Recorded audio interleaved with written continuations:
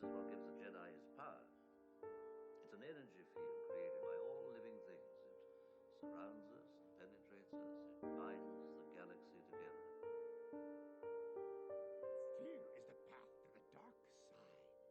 Fear leads to anger. Anger leads to hate. Hate leads to suffering. I'm a Jedi, like my father before me. All right, hello everyone, and welcome to the Legends Library. I, of course, am Cade, joined here tonight on the eve of the 4th of July with Tristan. Hello. Of course, and today we will be starting our probably going to be kind of long process of reviewing Star Wars Legacy. We're going to kind of go issue by issue, 10 issues at a time.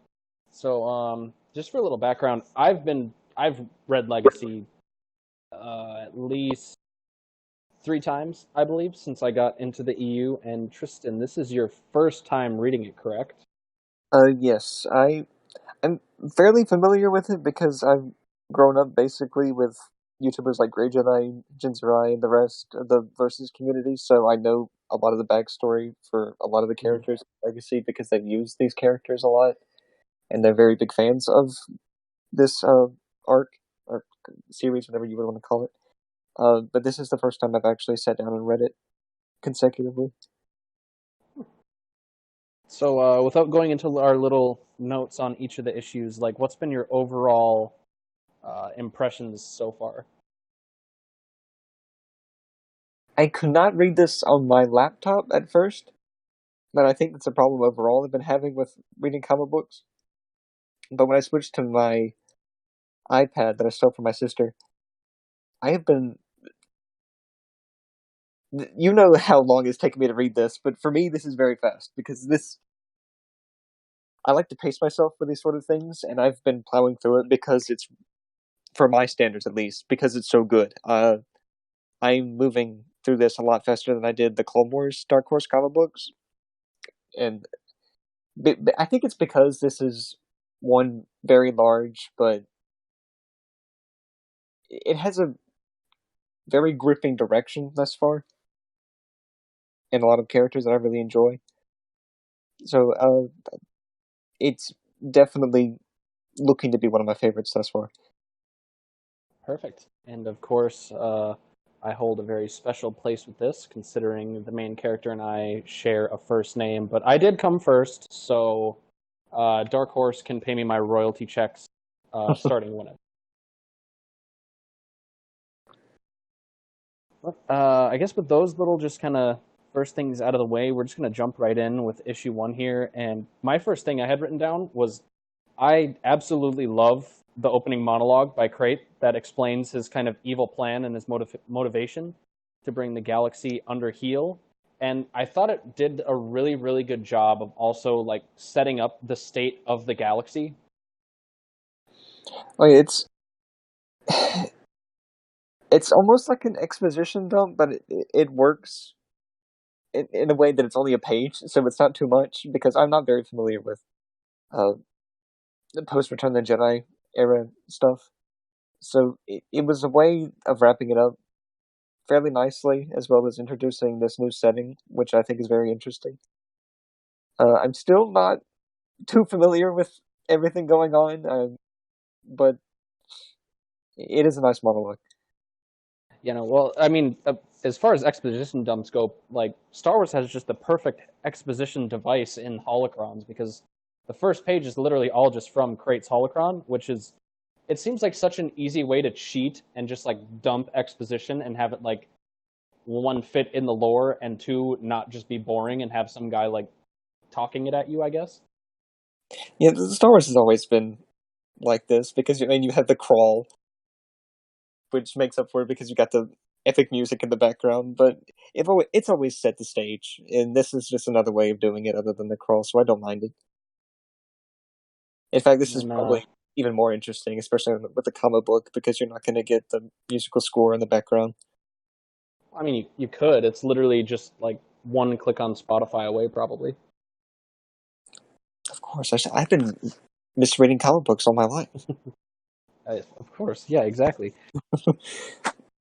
Need a legacy playlist. Just go with the rate at which I read.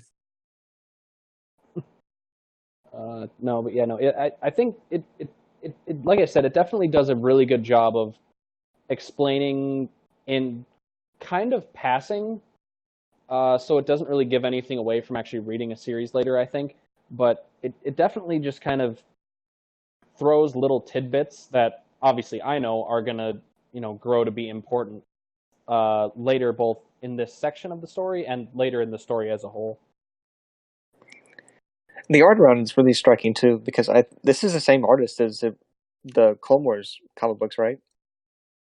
I believe so. I'm not really familiar with like comic book artists, I guess. So I mean, it's definitely a possibility because all the art, like the art in this comic, besides a couple of issues in this little section, and then later for some reason there are a couple issues that the art just like completely 180s and goes from like, because the art in this I think is very, very good. Like all the characters are drawn very well, and even like the backgrounds are still very detailed, which for Star Wars like fits perfectly because in Star Wars there's always something going on in the background.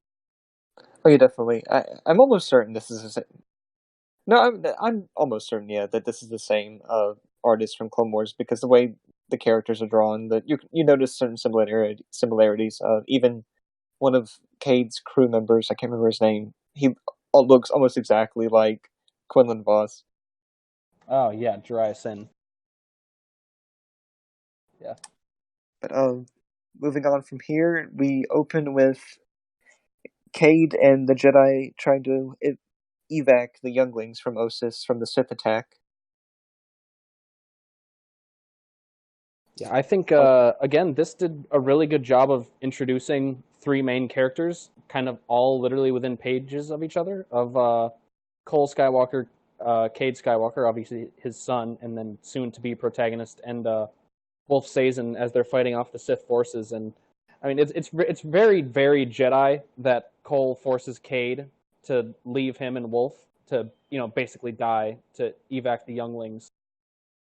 Yeah, it's them making the sacrifice for the next generation, but it's also like starting off like action packed, so it's very gripping. Like holy shit, what's going on?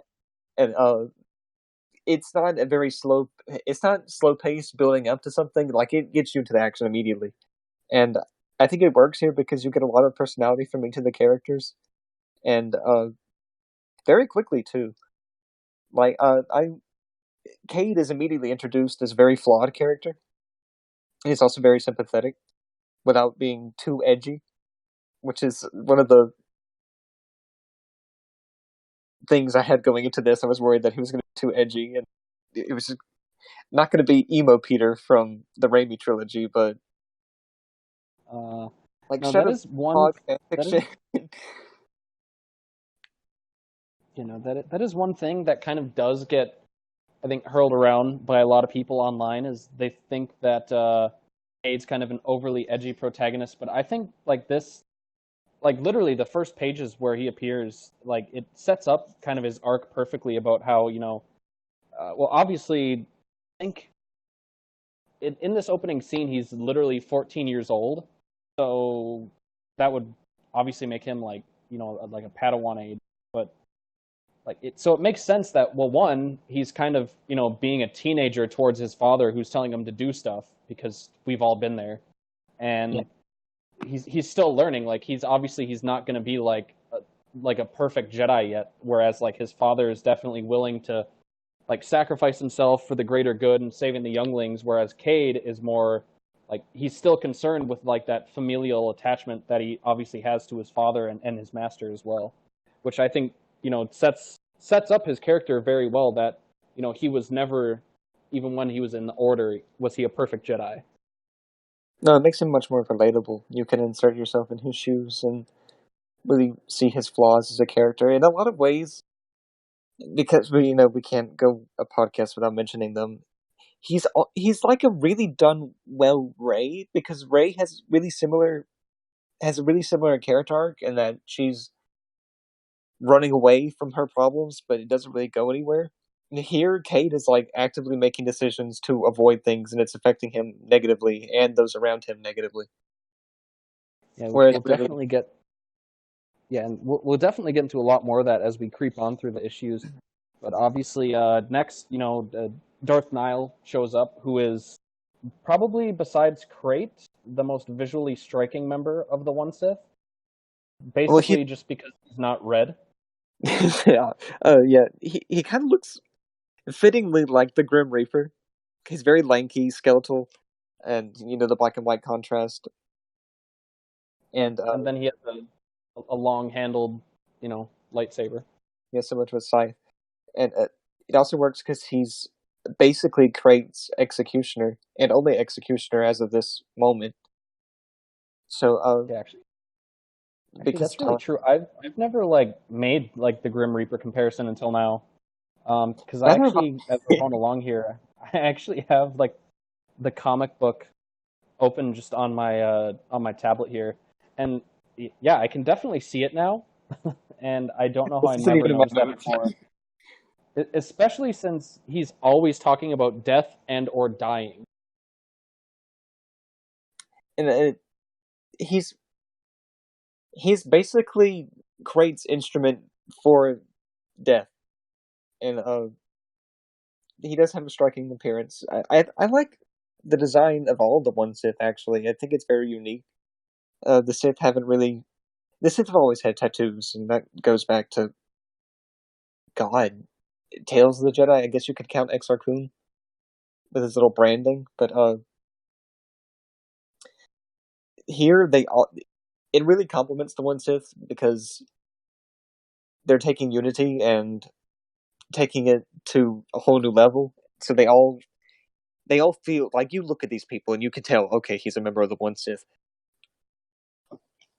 And I think that works very, very well for them. But also later, once, and we won't even get into it, but once Nihil's backstory is diverged a little bit more, obviously we'll get some more insight into his character. But I think he's really, again, a very well set up character.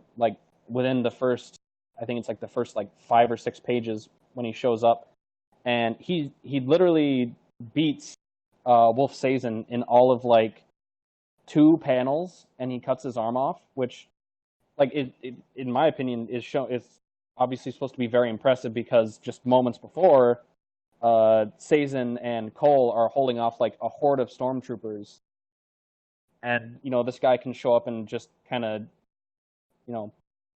make him look like a total scrub in all of a minute.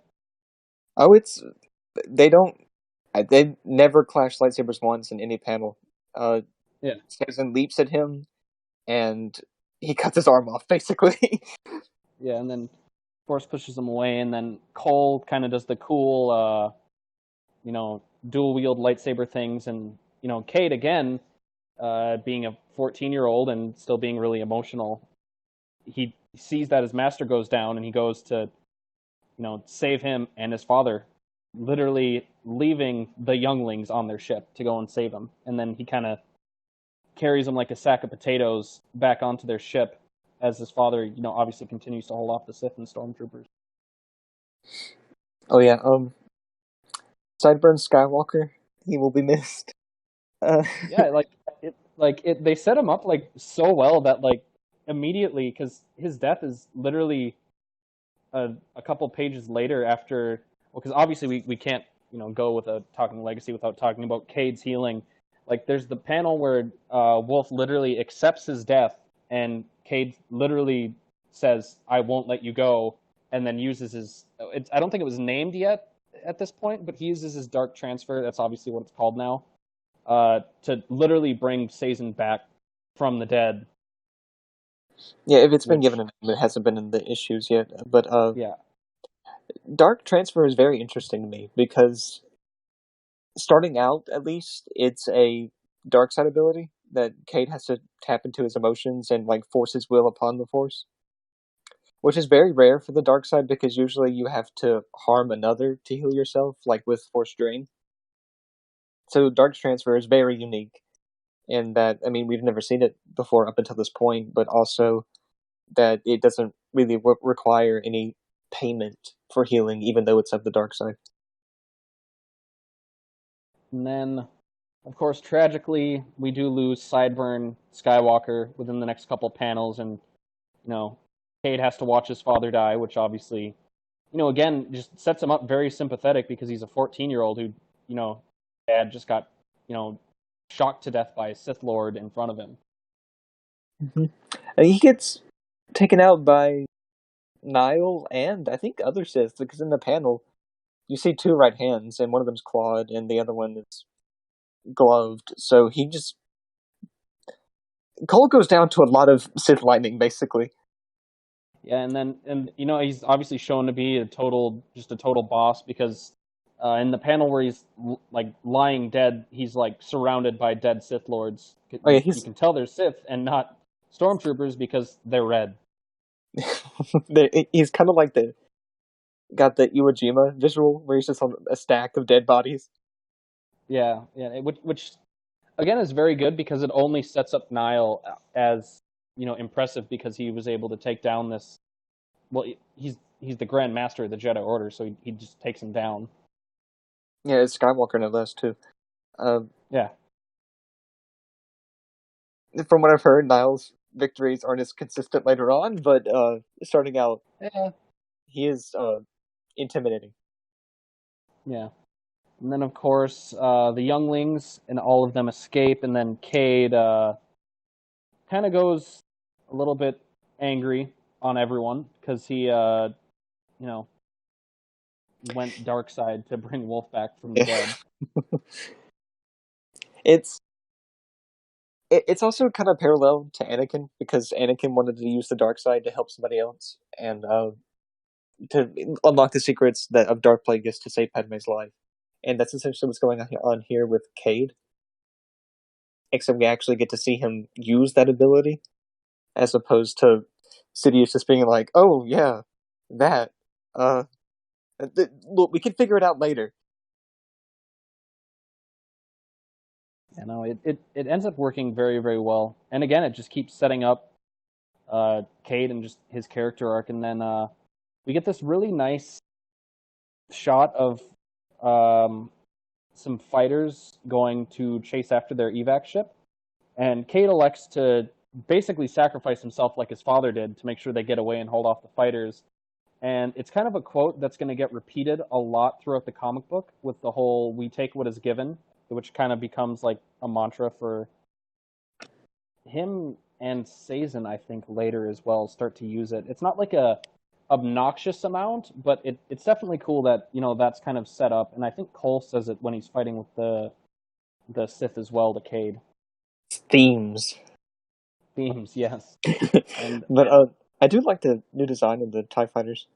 I don't know if this is unique to Legacy, but yep, they were introduced in Legacy, and then there's also the little shuttle or the fighter that Cade goes to fight him in is kind of a redesigned X-wing as well that doesn't look as cool as the new TIE fighters. It doesn't.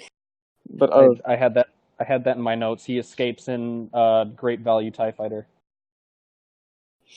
It's big sad. But I also like seeing the consequences of him using Dark Transfer already.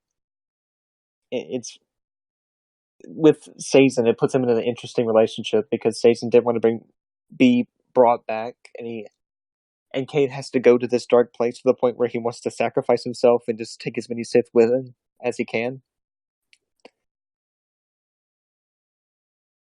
Yeah, no, it works really well, and obviously he's presumed dead because, that's kind of a plot point. So that way his master and his friends don't know that he's still alive 7 years later.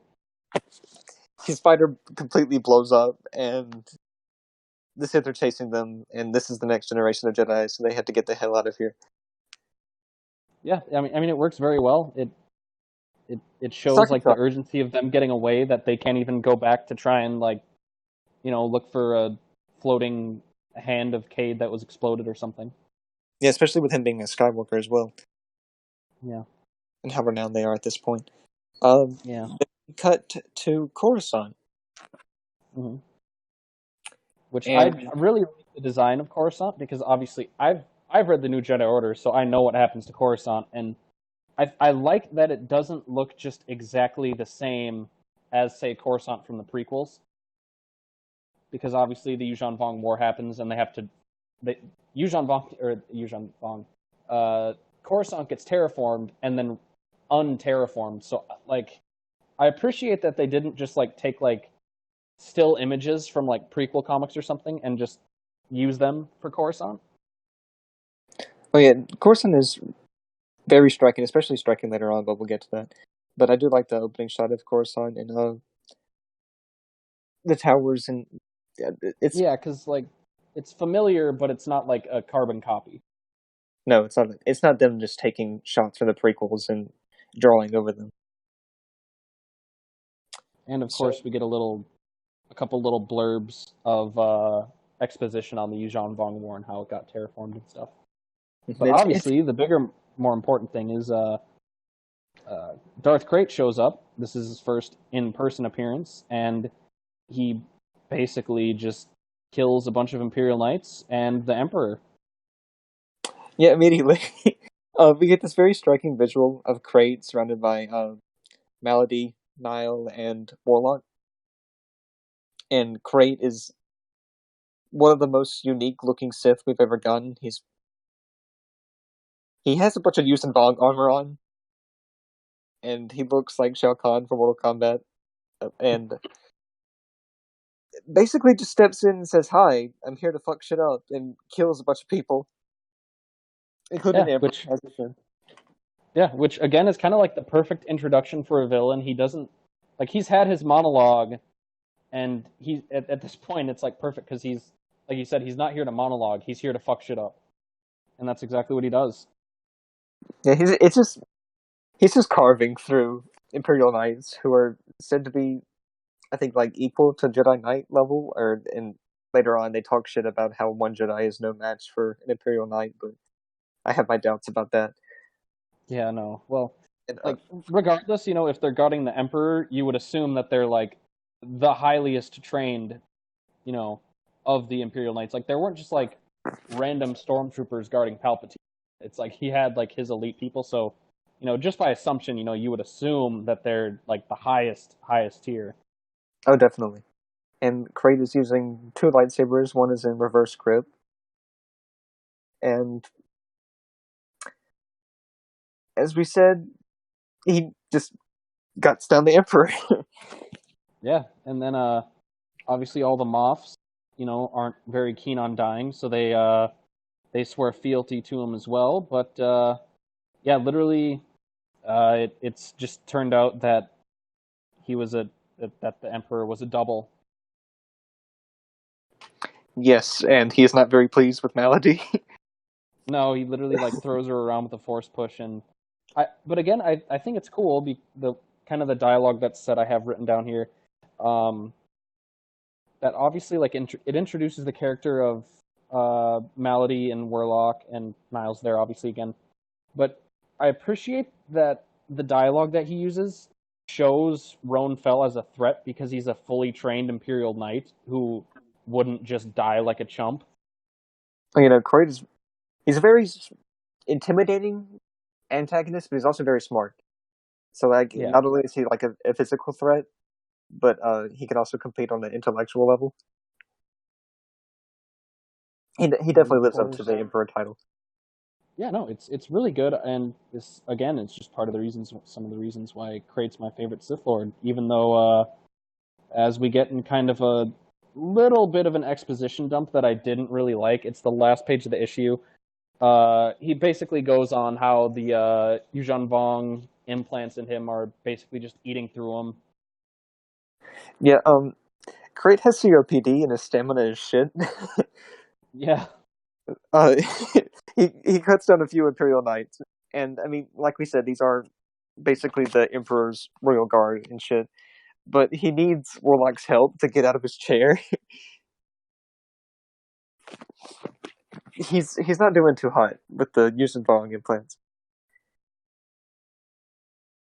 No, and then of course we get him saying that he basically felt a little ripple in the dark side, and that he needs to find this. And obviously we know who it is, but Crate doesn't, and that's obviously the big mystery of how's the protagonist and antagonist going to meet each other, which ends out the first issue. Oh, it definitely sets up their relationship. It's kind of like Zuko and Aang, in that Zuko was spending all this time looking for him, and he doesn't really know what he's trying to find until later on. Yeah, that's a really good comparison as well that I haven't made. None of the shit is in my notes. I'm just coming up with it on the spot, and it just happens to work out.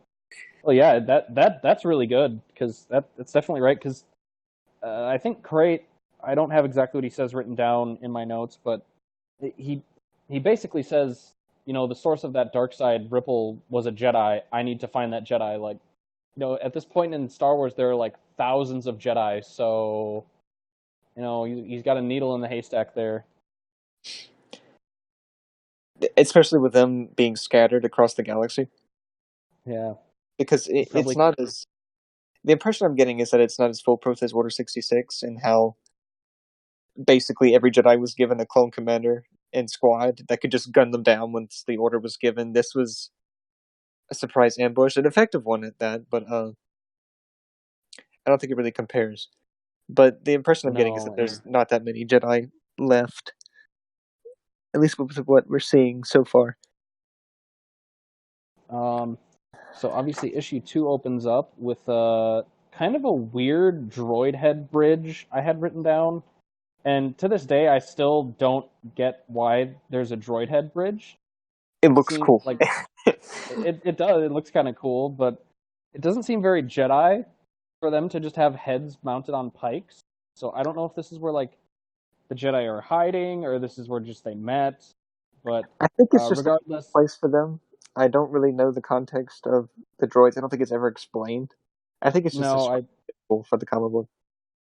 Yeah, which obviously it works because it's very striking. But so Wolf Sazin, Shadow Veo, and some other Jedi meet, and Wolf basically, because he has the Force, says that he knows Cage is still alive, and they get ambushed, fight off the Sith, which one kind of makes the Sith look bad because, I think one Jedi I have written down gets like roundhoused by a Sith, but otherwise the Sith kind of just get trounced. One gets stabbed by a fucking spear. And another Jedi gets roundhouse kicked, yes. Looking through it, Wolf Sazin, Shadow Veo. I don't see any other Jedi left. I don't know. It might just be those two that survive. Because when they leave, it's only those two in the panel. But if so, it kind of speaks to the one Sith and how these guys are not top tier, but more average night level. But we can talk more about this later. Yeah, which I think kind of works. But one thing I did notice, though, I don't know if we've talked about this outside of the recording, but there's a lot of different Sith species, and like even in this one panel, there's a Sith Rodian who's red and tattooed up, and it's actually you see his head lodged from his body later on, but these aren't species commonly associated with the Sith. Usually, you see Zabraks, and they're extinct at this point, but like purebloods. So the Sith are very inclusive now. Yeah, which is cool. Because it's Star Wars, humans are the biggest species, but obviously there would be other species. And even, like with the Jedi crew, there's Shadow, who's a Twi'lek, Wolf Sazin, who's a Zabrak. There's one no-name human in the background, and then there's the Cathar Jedi. Yeah, there's only one lady, and the rest are all aliens. Which is very nice. I wish we could get this in a movie, because, my god, there's so There are so many species in Star Wars, but they're never used Yeah. as But, protagonists. yeah, of course. Though after the ambush, Wolf Sazin and Shadow Veo basically just kind of pull a Darth Crate, and they're like, "Yeah, let's just go find Cade after 7 years." I do which like is that a they're being pretty- proactive, though. Yeah, no, it's nice. But what have they been doing for the past 7 years? Well, obviously they've been hiding, but Well, Shadow Veo's he's kind of gotten competent. I guess his training has continued, and I guess Wolf Sazin has been training him. But yeah, he's kind which of a badass now. yeah, it's going to take up a lot of that time, but I don't think I mentioned that there is at the beginning of this issue there is a 7-year time jump, which obviously kind of had to happen. It would have been interesting to maybe get like a little issue or two to see what everyone was doing, but we get it in flashback, so it works. So then we hop over to the planet Lok, L-O-K. I've always Yeah. It's actually in Star Wars Galaxies. You can go to Nim's stronghold. Oh, really? That's cool. Yeah, and I think the guy who they're working for, Rav, is actually the same species as Nim. Huh. But That's kind of cool. I should look into that and see if there's a connection there. the more you know. Yeah, that's really cool. I really like that because I thought it was just like a cool like just planet that they just obviously introduced just to have a new planet when they could have like Cantina, they literally could have just defaulted back to the Mos Eisley Cantina. It kind of looks like, at least this is an outpost here, but it looks to be a lot more urbanized because in the Galactic Civil War era, Locke was mostly dust with Nim's stronghold, and that's about it, and a bunch of player cities. But here it seems to be at least doing somewhat better. But I mean, I would have expected as much in the 100-year gap between them. Yeah, that would probably explain it. But this is where we get the first introduction of Cade's romantic interest, Delia Blue, who persuades the doorman to let them in. And we get a really cool shot of Cade and his companions after they kick in the door, kind of just standing there in like a cool comic book pose, which obviously is always going to work out. And he basically just says, "We're bounty hunters, and we're going to claim a bounty." And then they kind of do I don't know. It's kind of a cool because you never really get to, besides like the Fets, you never really get to see just like like average Joe Schmo bounty hunters. Besides, like, the really big famous ones from, like, the Galactic Civil War era. Oh, yeah, it's a nice introduction to that type of world, and we rarely get to see this common people type thing in Star Wars, because, I mean, the saga movies have all been about galaxy-shifting events, but this is very small scale. I like it. It's a nice change of pace. For now. For now, yeah. For now, it's small scale. Yeah, they're there, and obviously they kind of go through, introduce themselves by name, which really works well in a comic book, but I don't think this scene would have worked very well as like a movie or something. Because he literally just introduces everyone just by name. No, it works here, but you would probably have a hard time doing it in a movie, especially with how serious the rest of this is. Yeah, which is very true. But they're obviously there, and it's revealed that they're there for a Jedi, and they're not actually there for the Jedi. They're here for the black goblin-looking dude, and then they're like, "We're here for one guy," and the Jedi panics and throws like a fucking table at them. And he's like, "Shit! Okay, we got 2 bounties now." See, I was always just under the impression that they were there for the Bothan, but they just didn't know he was a Jedi. No, they're there for I don't even know the name of his species, or if I've even seen this guy's species before. I have his name written down somewhere. Naxi.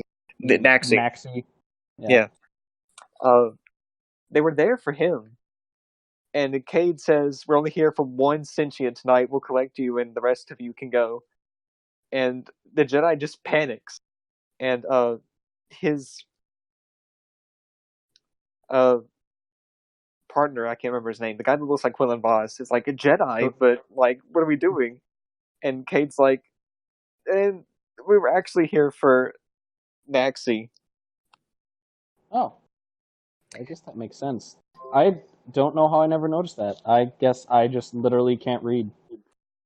I didn't notice it at first, and I had to reread it. And then I noticed that the Jedi just like up and panicked. It was like, "Shit, they're here for me."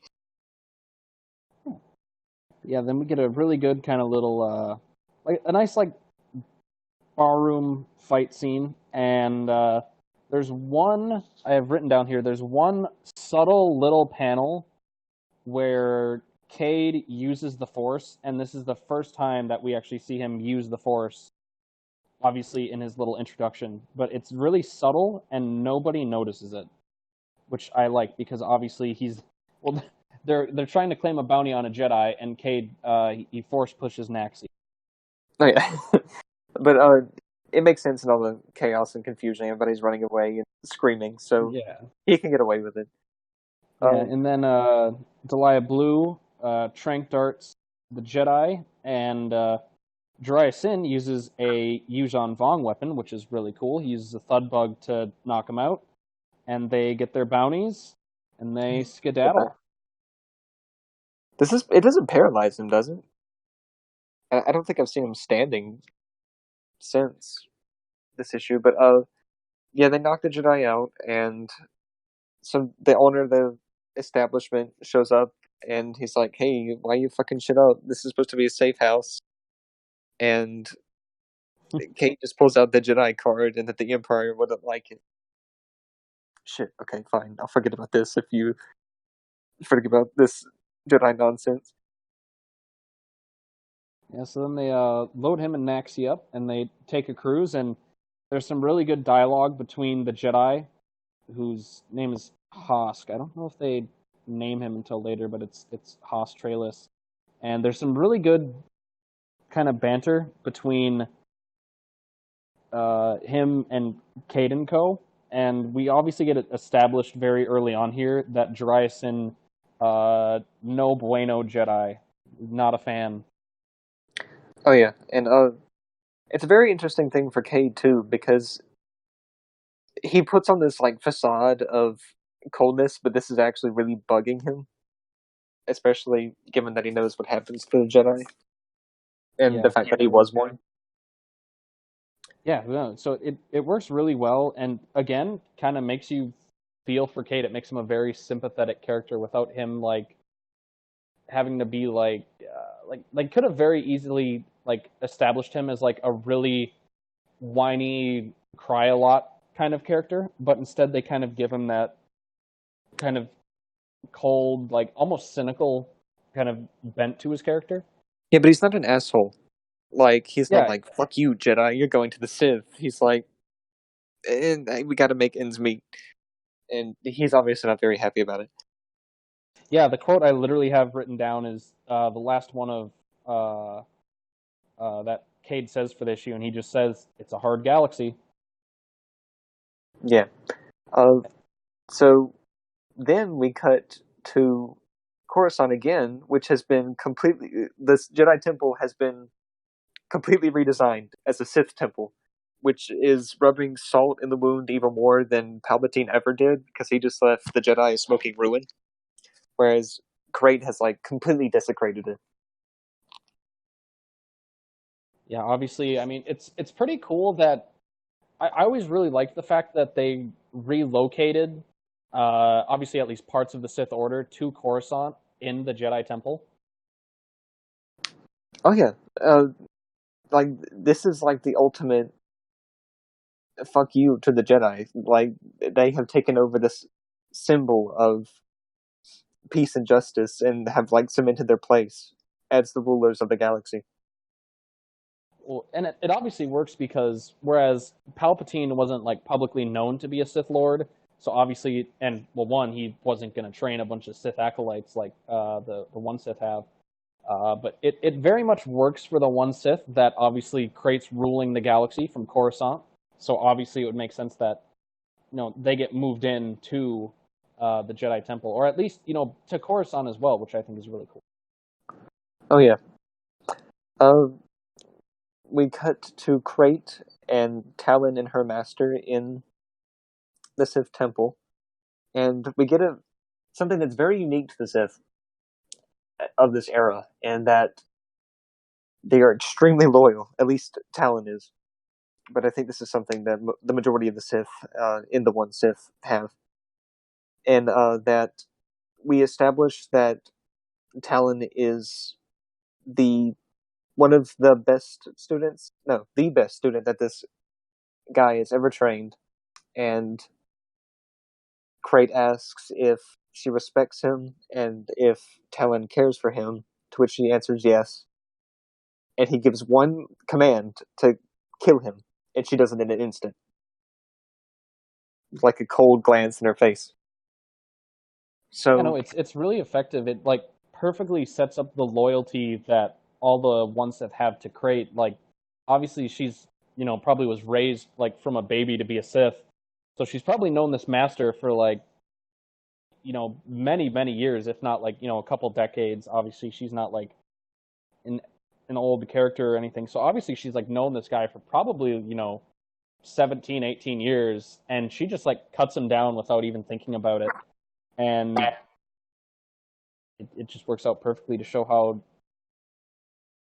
dedicated the one Sith are to Crate. You want to talk about the one Sith in general here? I think we should save it to later, because obviously we get more interactions with the one Sith. Okay, we can just move on then. Yeah. But yeah, she's absurdly loyal to Crate, and he marks her with Sith lightning. This panel, I didn't fully understand. I think it was just more because I have it written down here as well. Crate says to her, "I'm your life, I'm your death." I think it's just showing that he could basically kill her without a second thought, but he just chooses not to because she's useful to him as a tool, as an instrument. And he is electrocuting her, I think, because he says you passed the test without flinching. So I assume that she's getting the Darth Maul treatment with the Night Sister, witch who's blasting Maul with lightning. See, I never. I mean, maybe it's supposed to be left up to interpretation like that, but I thought the whole thing was he was purposefully shooting the lightning around her and really close to her, and it's kind of more of a testing her for fear thing, and she wasn't afraid, so she didn't flinch. That could be very well. That could very well be the case. That's how I definitely thought it. Or also, she could have passed the test without flinching of killing her master without even thinking about it. And then, of course, he sends her on a mission to find Princess Marasiah Fel and how do I phrase this right? Flush out Roan Fel's daughter so that way she'll go back to him. So Talon does this by just attacking Marasiah's teacher on, I think it's Socorro, I think. I'm not sure. Is the planet where Marasiah is? Because it is, because that's where she gets rescued by Cade and stuff. So they end up escaping, and we cut to issue 3, which involves kind of another little action scene right off the bat, where Cade and Co are trying to obviously claim the bounty on Hosk, the Bothan Jedi, and they have a little scuffle. Hosk goes to jump in the water, Cade jumps after him, and Hosk feels the Force in him, and then they crash into the water, and there's Rav, there's Cade's old boss, and they basically turn him in for the bounty, get paid, and Cade gets some extra death sticks because he doesn't go home and rethink his life. Yeah, and Rav is just some guy. He's here's some drugs, buddy, you did good. Yeah, pretty much. He doesn't use them yet, and doesn't use them. We'll talk about that later. Yeah, But basically, a lot of these guys are in debt to Rav. Rav saved Cade's life, and I haven't seen Rav since, so I don't really care. yeah, he pops up later, but yeah, we get the little like a little nice little just exposition back and forth between Rav and Jiraiya, where it's revealed that Jiraiya actually had to convince Rav to rescue Cade in his starship wreckage above Osis, and they obviously get back into that later. And we get a really good quote by Delia Blue that I have written down here, where she says that, because Jiraiya says that Cade's lost his edge, and Delia Blue says that it's not Cade's fault, something in him is just broken, which obviously Cade can't divulge his past to like his two closest people in his life, and obviously he's holding in with that a lot of just a lot of like mental trauma. Oh yeah, he's got a lot of baggage. He's not quite Anakin, but he definitely has the similarities in emotional issues. I think he's like pretty on par with Anakin. Cade hasn't massacred a village of sand people. I was more talking about like just the baggage of losing so much of them at like a young age. Obviously, Anakin is like, how old is Anakin in Episode 2? Maybe the 20s, 19, something around there. Yeah, he's like, so he's still like really young, like relative to his lifespan, and he has all his only really like actual pre-Jedi family, taken away from him. And Cade obviously not only has that, but he has his whole Jedi Order taken away from him, and he has to spend the next 7 years of his life pretending that like that just never happened. So yeah, I think stacked up next to each other, I think that like I think Cade's had the worst like experience growing up. Oh yeah, he's not as. I was gonna say he's not as self-destructive, but he's addicted to death sticks. Yeah, that's true. Point is, both of them are fucked up, and Yeah. Cade has had a lot of shit. He's lost everything basically. He's lost his father, his entire way of life, and he's had to forge a new one with him that he's not entirely content with. Yeah. And then, of course, we do jump away from the Cade story, and we get Ronfell, the actual Ronfell, not a double, showing up on Bastion, which, do you really know a lot about Bastion? I know you aren't really as familiar with the post-Return of the Jedi. I read the preamble issues for this. I know it's a very big Imperial facility, and I'm getting an impression that it's like a super weapon too, with stuff that happens later on, but I'm not entirely sure now.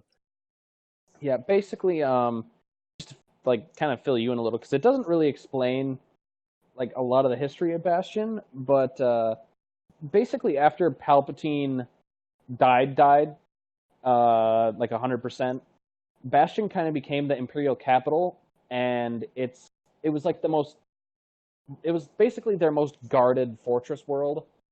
And it's obviously shown to still be very important. And like for the longest time, I think actually forever, until like the couple of like there are a couple days where Ronfell reigns on Coruscant. But basically, Bastion is it's the capital of the Fel Empire and the Imperial Remnant before that. All right, so this is very important. Yeah. But yeah, it's basically like their number 2 choice for capital after Coruscant. This is. Can I say I also really like the design of the Imperial Knights. They got the Darth Vader leather thing going on. So does Cade. I didn't mention that, but yes, I was actually hoping that you would notice that he has Darth Vader's pants. I'm sorry. I just thought about like Kylo Ren takes his helmet, but like Cade just snatching Darth Vader's pants off of the burial, the funeral fight. Well, I think it's just a little more kind of funny to me because I always found it a little humorous that Darth Vader's pants are just like a fashion item that people can just buy. It speaks to his. Look, it's symbolic too because he's half dark side, half light side right now. That is true, but no, the design for the Imperial Knights is really cool because it's kind of like a different spin on like the Royal Guard armor from Palpatine's day. Oh yeah, and they got the Vader leather going on underneath it. Yeah. I And really they- like the design and the contrast with their white lightsabers too. Yeah, and they have capes, which is really cool. Oh yes, everything's very uniform. It's like if you, instead of the Jedi being like a religion that people follow, like if we had a Jedi U.S. military, basically, because they are described Yeah. as light side users.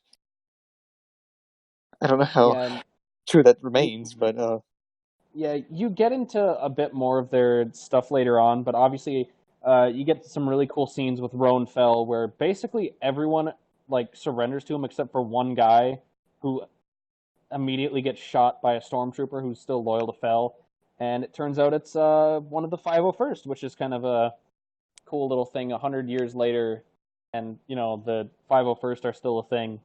oh yeah, I also really like the design of the new stormtroopers.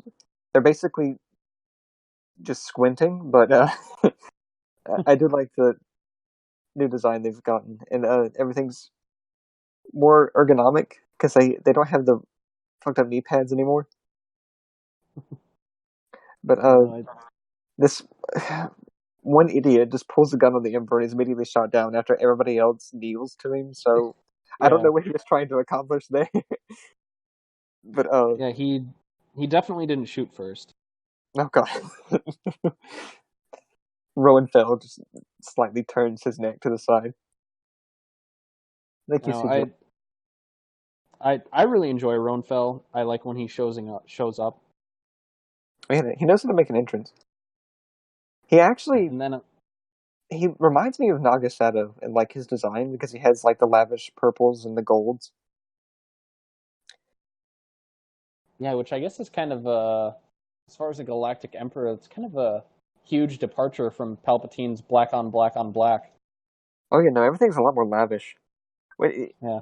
now you mentioned it though, like Palpatine's very unique in that, and Crate, because they're both very like traditional Sith darkness and black, whereas like the ancient Sith were surrounded by all these riches. But moving on from there, uh, Fel has now taken Bastion, and he's chilling out in the gardens with his advisor. I don't know who this guy is, and I haven't seen him since this issue. Oh no, he's in later stuff and in later issues, but it's Antares Draco. He's like the head of the Imperial Knights, and yeah, they have a little conversation Oh, about. not Draco, the guy with like the low bot. I thought you were talking about Draco. I'm like, no, he Oh, no. definitely shows up. I have a few notes about Draco. Did you miss that? No, the commander of the 501st, he does show up later, I believe, but it's not in like any immediate issues. He's more of kind of like a little side character. He's low bot basically, except he can talk. Yeah, Uh, more or less, yeah. And we get some understanding of what's happening with his daughter right now, and that she's on the run. And Antares Draco is not happy about this, so you're immediately clued in that he has the hots for her, at least to some degree. Yeah, but I also really, the thing I like about Runfell is like he like 100% knows Krait's game of trying to use his daughter to get to him, and there's a really good line I have written down here where basically he says, if you think this is hard just because you have the hots for my daughter, like she's my daughter and I'm I can't do anything because it would reveal where I am. Oh yeah, he's an asshole, but like he's not unintelligent. Like he definitely knows what's going on with Krait, and he's not willing to risk his entire empire and essentially the freedom of the galaxy for his one person, even if it's her daughter. So you get a feeling for his struggle here. Yeah, and I appreciate that. He says that it's not easy for him either. It's not like he's like, no, I don't care. Like I can always just pop out more kids.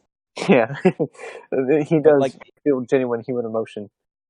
yeah, which is good because even though his title is Emperor, which in Star Wars obviously is not a positive connotation, like it No, shows that like he might be like kind of Machiavellian, like kind of more ends justify the means, but like he's not like evil. no, he's just efficient. He's basically Thrawn, but he has a heart. Yeah. So he tells Draco that he's not shit, and we cut to the princess and Shadowveo's sister on the run from Talon. And it looks like his sister could have used some Jedi training because she has no stamina.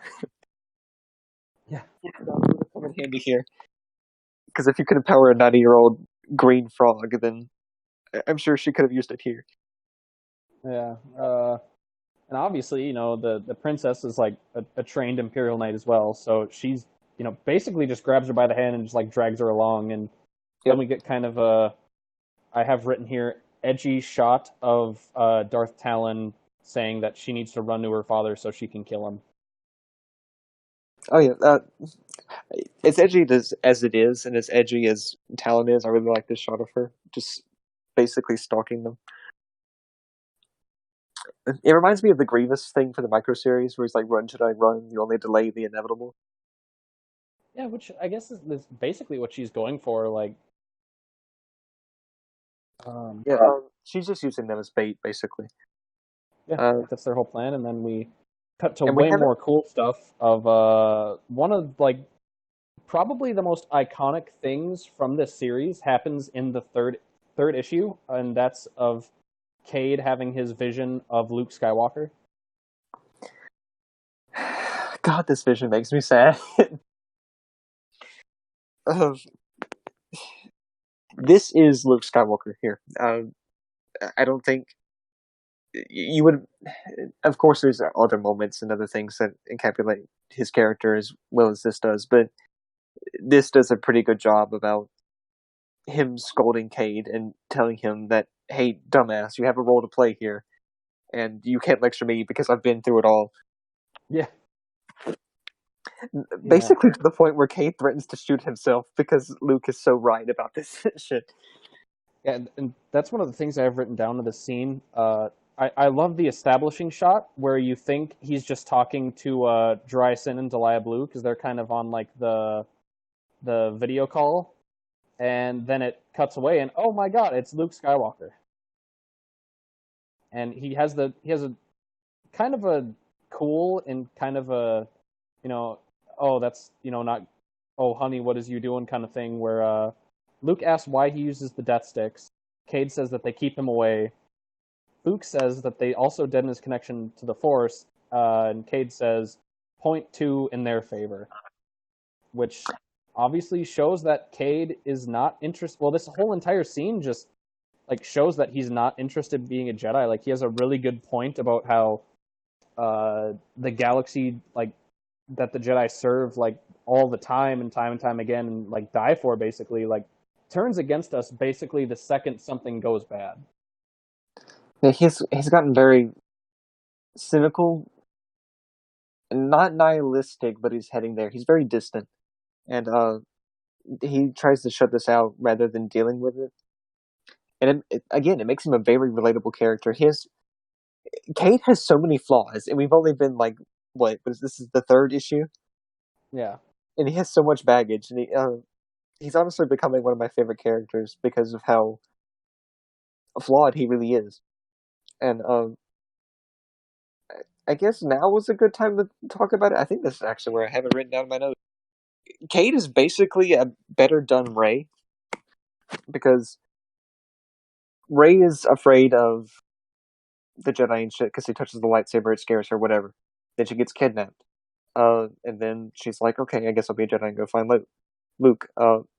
But here, Cade is like trying as hard as he can to shut all this out and ignore his destiny. And it's gotten so bad to the point where he has a drug addiction. So his arc here it's dragged out longer, and it's definitely more compelling. And Yeah. this shit just makes me sad. This whole conversation just makes me think of what could have been.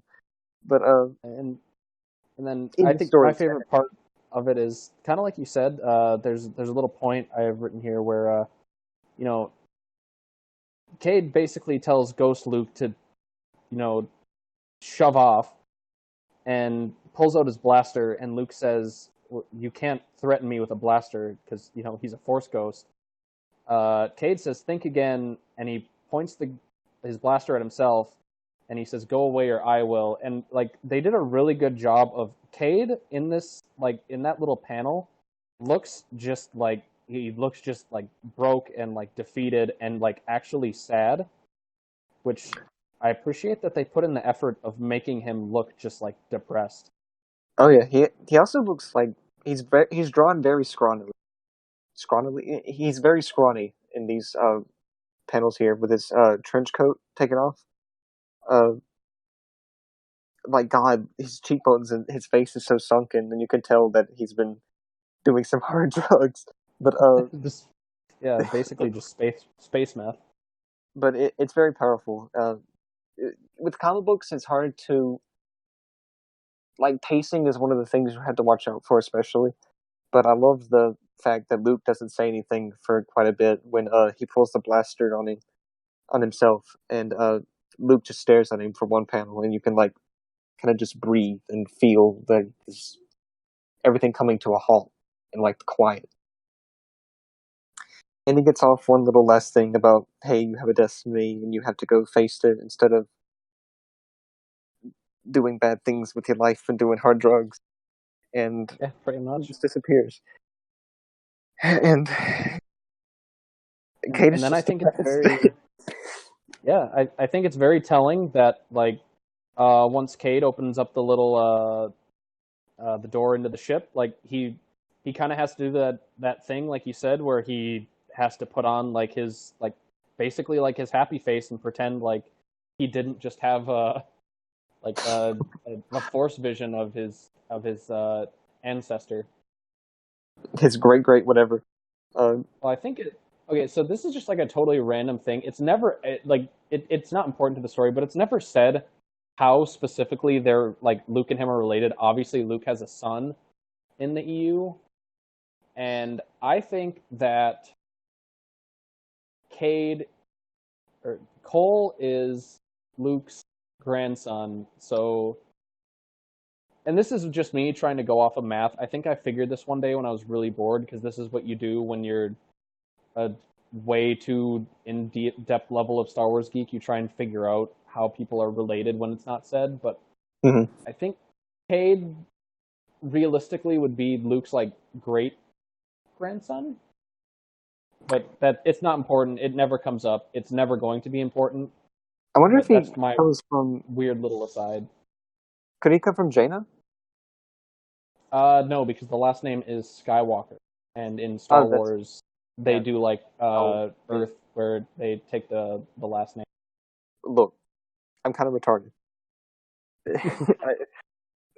So I guess Ben knocked somebody up, and we got Cole and then you get Cole. But again, like it's not important like at all. It's just my random little fact. If anyone wants to tell me that no, it's totally wrong, then that's fine. But that's my little thing. But anyways, I like Cade basically kind of having to flip personas, I guess, in a way of he has to go back to being normal Cade to his friends, and we get a little we get some Star Wars swearing from Dryson, which pops up like we talked about before. It pops up a lot. They Star Wars like, passwords. There's like whole bubbles where they just speak nothing but Star Wars languages, and I need to go decipher what they're saying half the time. But yeah, he says Ichuta, and then Marasiah and Astral Veo show up, and Marasiah, being a Force user, tries to mind trick Cade. And I really love this little thing of she says, basically just says, "You're going to let us on the ship." Cade kind of starts to go against it, but then sees Darth Talon showing up, and then he repeats Marasiah's line as if he was like affected by the mind trick. You know, I didn't notice that. Yeah, it's Oh, we're learning things from each other now. It is a yeah, nice detail. I really like that. yeah, and then basically they get on board, escape, and Talon kind of just deduces where they're going, I think, and I think she then we get a overheard. nice little. She overheard the princess and I can't remember their names. She overheard them talking about where they were going next because they're fucking Okay, yeah. idiots, I guess. And she either has a shield in her speeder bike or she can use a force shield. I'm gonna go with the second option because that makes her sound more badass. Yeah, they kind of later on they kind of do force bubbles a little bit, so I always just assumed it was that. She's kind of just shielding herself from the Minoc taking off. I'm gonna assume it's that because of, but we get they're on the Minoc and they're taking off into space, and Delilah's ranting about the engines again. And we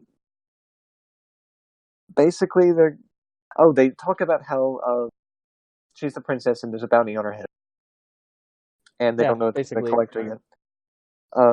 Well, actually, I have it written down here that they find out who Princess Marasiah really is, and they plan to sell her back to her father, and then sell him out to the Sith, so they can get double paid. Yeah, I had a thought about this, and I think that the Emperor would probably just kill their asses if they had done that. But since he later on saves her daughter, and we get more stuff that doesn't so much appeal to the whole just kill their asses before they tell the Empire where we are type thing. But they come up with a plan, and then we lead into the next issue. Yeah, which is issue 4, which completely does the comic thing where they cut away from the main story and tell a little side story, which one, for issue 4, I really, really don't care for the art in it. I think it's kind of a big departure from the previous issues, which were very, very good. And me personally, I didn't really care for it. I wasn't really a fan of the issue as well, but I did. I'll let you talk a little bit more about this because I don't really have a lot written for it. Okay, this issue takes place on Yinshore, which is a nice throwback to the Yinshore crisis. And yeah. Well, also, in the Crimson Empire saga, it's established that the Empire had always had a base on Yinshore, and that's where the Royal Guards were trained. Oh, cool! I actually not. Yeah, so Crimson Empire, Yinshore's for the first Crimson Empire story. It's a very, very important kind of planet. Yinshore has a big history with Sith and in the Empire, but we're introduced to this random ass stormtrooper who gets.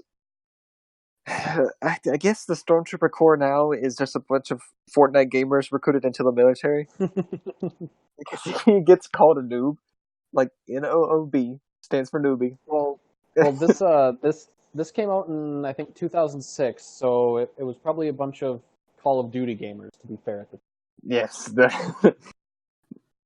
Call of Duty. We've recruited the Call of Duty FPS masters in the esports competitions. Yeah. We cannot be defeated. But all the stormtroopers are assholes to him, and he begins to step on Darth Malavol's toes, and his sergeant gets on his case and is a complete asshole to him. But it actually turns out that he was saving his ass because Malivol would have reduced him to ashes, likely. And it kind of establishes that the Empire is not too fond of the Sith, at least the common people within the Empire. And Malivol is a very striking Sith Lord. Have we gotten a Corran Sith Lord up until this point? As far as I know, no. But there are lots of background Sith. I know he's not. There wouldn't be in any video games. The only place I could think of where we would ever have seen one before this probably would have been in like Jedi versus Sith, because there's just a lot of background Sith. But maybe, but there as is one that far was as dead earlier in one of the issues that we covered. But this is the first named one. yeah, But he has a very nice design. His eyes are either completely black or glowing underneath the shadow of his hood. So he's got a very striking design. Where the rest of these characters are drawn very strangely. Sometimes they don't have eyebrows. Okay, look. Basically, Darth Malabal is a asshole. None of the Imperials like him, and now the Empire is having to fight the Empire because the secession of Darth Krayt has basically split it in half. Or I think Krayt has the majority, but semantics and shit. Anything you want to say? Yeah, kind of same thing. I really liked Darth Malaval. I kind of like.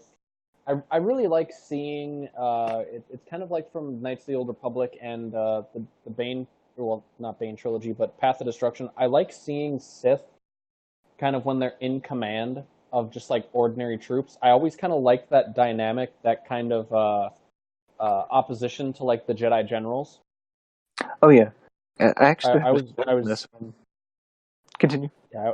Oh no, I was gonna say I was really enjoyed that because it especially kind of not really emphasizes, but shows that the one Sith, and again we'll get into a bit more of a discussion on the one Sith a bit later in the video, but the one Sith kind of mirror the Jedi in a lot of ways, where like you have Sith Lords out leading ordinary troops and just doing stuff like that, which I really liked. And I do like the fact that it shows that the issue. One thing I did like is it shows that the Empire just totally isn't 100% Krayt, and there is that because it is a minority that supports Roan Fel, but he just happens to hold Bastion, which is obviously a big symbolic victory, as well as basically a impervious fortress world as well. But I really liked that dynamic, but I think the art kind of turned me off a lot from this issue anytime I've read it, and I'm just not a fan of, like, as far as Star Wars goes, I'm not a fan of like boots on the ground like trooper stories, I guess. Neither am I typically, but this being one issue, and yeah, I really like the setting of Legacy. I think it's very unique. It's a nice change of pace from the. It's like the prequels, except done well, because like the politics are well set up and it's not boring. So I like this little bit of flavor that you get, and you get to see what's going on with the galaxy through the eyes of the common soldier. Yeah, so I don't mind. Pretty cool, and obviously, you're not going to get like you'll probably never get a Star Wars comic ever in any kind of canon that's just about like a Joe Schmo like farmer who just doesn't do anything stupendous or anything, just kind of does his farming stuff, pays his electric bill on time, and we get to see the. Maybe in like a little one-off in the main Star Wars line, but I don't see it happening. Yeah, where it would be kind of interesting to see the oppression of like Galactic Empire, Krayt's Empire, like from the perspective of like the actual common man, as opposed to Stormtrooper, Clone Trooper, etc. But as far as that, I did like some stuff from the issue, but the art and the fact that it kind of cuts away from Cade's story at like a very interesting moment, it kind of made it feel like a kind of like a filler issue that they could have done at like a later point. Yeah, but going by order of release date, it's a very jarring switch. Like if I was getting this in weekly or monthly or whatever the schedule was for Legacy, and we left off on that note where Talon is chasing down Cade, and we cut to this shit, I would be very upset. But Yeah, that's now that I have where I the have the question, I didn't mind. that's where I have the power of I have the omnibuses bought on my Kindle, as you obviously know, and yeah, it's nice because I go from issue 3 to issue 5, which, speaking of, opens with again a very iconic thing where Crate recites the Sith code, which is always just cool to see that even 100 billion years later after the formation of the Sith, that's still a thing. I mean, And it's yeah, very much applies to his order too. it what? I think it still applies to his order as well. Maybe not the last few tenets, but I think it's still relevant to his order's philosophy. Yeah, but he does get the really cool conversation that everybody's seen in a billion screenshots where he speaks with the holocrons of Darth Undeadu, Darth Bane, and Darth Nihilus, who, for some reason, Darth Nihilus has a holocron, which for some reason I always thought was kind of silly, but I think they kind of just wanted to get a cool, recognizable Sith in there. I rationalized it in how I don't think Nihilus was he was a Sith Lord for a good bit, but I think when he decided to bail on Traya and team up with Cyan to just like cast her out, I think that's the point where he started to not give a shit about Sith teachings and basically just eat the galaxy and until the Force Anomaly Mitra comes up. But I can see him creating a holocron early on, but I mean, after he betrays Kreia, you're not going to have a nihilist who has any desire to do this whatsoever. Yeah. But he does have this cool little conversation with them where, unfortunately, all the old Sith Lords basically poo-poo the one Sith, and then I always assumed it was a vision that Crate has, where it shows his armor engulfing him, because I don't know how holocrons would have the power to accelerate that. I always thought it was a vision, but at the same time, it looks like it definitely happens to him. But regardless, it's one of the most iconic things that kind of ever came from this series, and everybody's seen screenshots of it, whether it's on YouTube or Reddit or anything like that. I don't think it's the holocrons themselves spurring this, but I think it's Crate's psychology, because Undoda says, "Let the Pretender's fear consume it." I think it's him basically losing his cool to keep the spores under control. And that could be as well. And basically, he tells him to piss off and that he's going to find a way to fix it, which I think works very. What's it here? No, I think I'd rather save it to the end, because again, the one Sith kind of still come up later, and it works kind of good as a retrospective. But I think this fits very well with Crate's character, because he's all about imposing his will and his basically, my will be done kind of thing. And he's very determined. I like that he doesn't just roll over and basically be like, "Oh, I'm gonna die. What do I do?" He's like, "No, I'm gonna fix this." He's Crate definitely is a Sith, and I think his one Sith are Sith as well. But I have some issues with, again, the later tenets of the Sith code, because the Sith code is pretty individualistic, but Crate kind of shapes it in a way that it applies to his order. But he is very much deserving of his title. Crate shares the same fear as other Sith Lords. Plagueis, for example, who's like petrified of death to the point where he doesn't sleep, and he just spends hours working towards eternal life. This isn't a new fear of the Sith, but it very much applies to him, because he wants to shape the galaxy to his vision, and Crate is the only capable Sith in this one Sith to both control them and the galaxy. So yeah, anything else on that? No, because right away it cuts to Battlefront 2 PTSD where Cade and Co are fighting against an Acklay, which is It's terrifying. which always triggers the Felucia flashbacks from when we were 10 years old. Oh God, my hands are sweating already. So they are running from the Sith. Don't have a surprising. They're running from Talon. They land on the planet. She's nowhere to be found. We don't know if we know that she knows where they're going, but she's not here yet. They're running away from the Eklays, and then Shadow Vale and Wolf Sazin show up. Yeah, and they fight off the Acklay, which again shows that Shadow Vale and Wolf Sazin are badasses. Because they literally force jump in and just murk the Acklay in all of like 2 seconds. Ayla Secura have been helpful in that part of the mission. But something interesting though I noticed. Go on. Niall mentions this later, but Wolf Sazin hasn't got a prosthetic for his arm, and he's switched arms completely.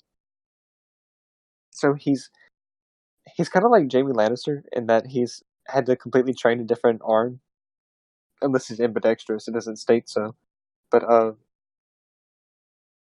I think it's very unique that he doesn't have a prosthetic, because I imagine that's expensive.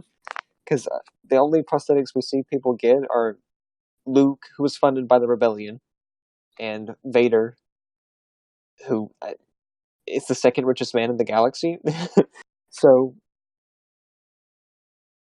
it kind of speaks to him advancing on his own and dealing with things, and also what kind of state the Jedi are in right now. Yeah, that's very true. Also, I think it's just kind of like a Jedi thing that he's not gonna put a machine on his stump, and he's just gonna kind of live with it and kind of get more into. Yeah. Well, because obviously it helps him, learn to be a lefty. That he's got the Force. It challenges him, and it helps him grow as a person and as a combatant. Count Dooku would be proud. Yeah, but Dry Sin doesn't care because I have it written down that he calls Wolf and Shadow Slimo Jedi. So again, he not a fan of the Jedi, but yeah, they kill off the Acklay and the Predators, and then Cade kind of catches up, and well, not really catches up, but they notice Cade. They know it's Cade, but obviously Cade can't out himself as a Skywalker and as a Jedi. Yeah, he's kind of hiding in the bushes. Yeah, he's like standing off to the side, asks them if they have a problem, and Wolf Sazin just says no.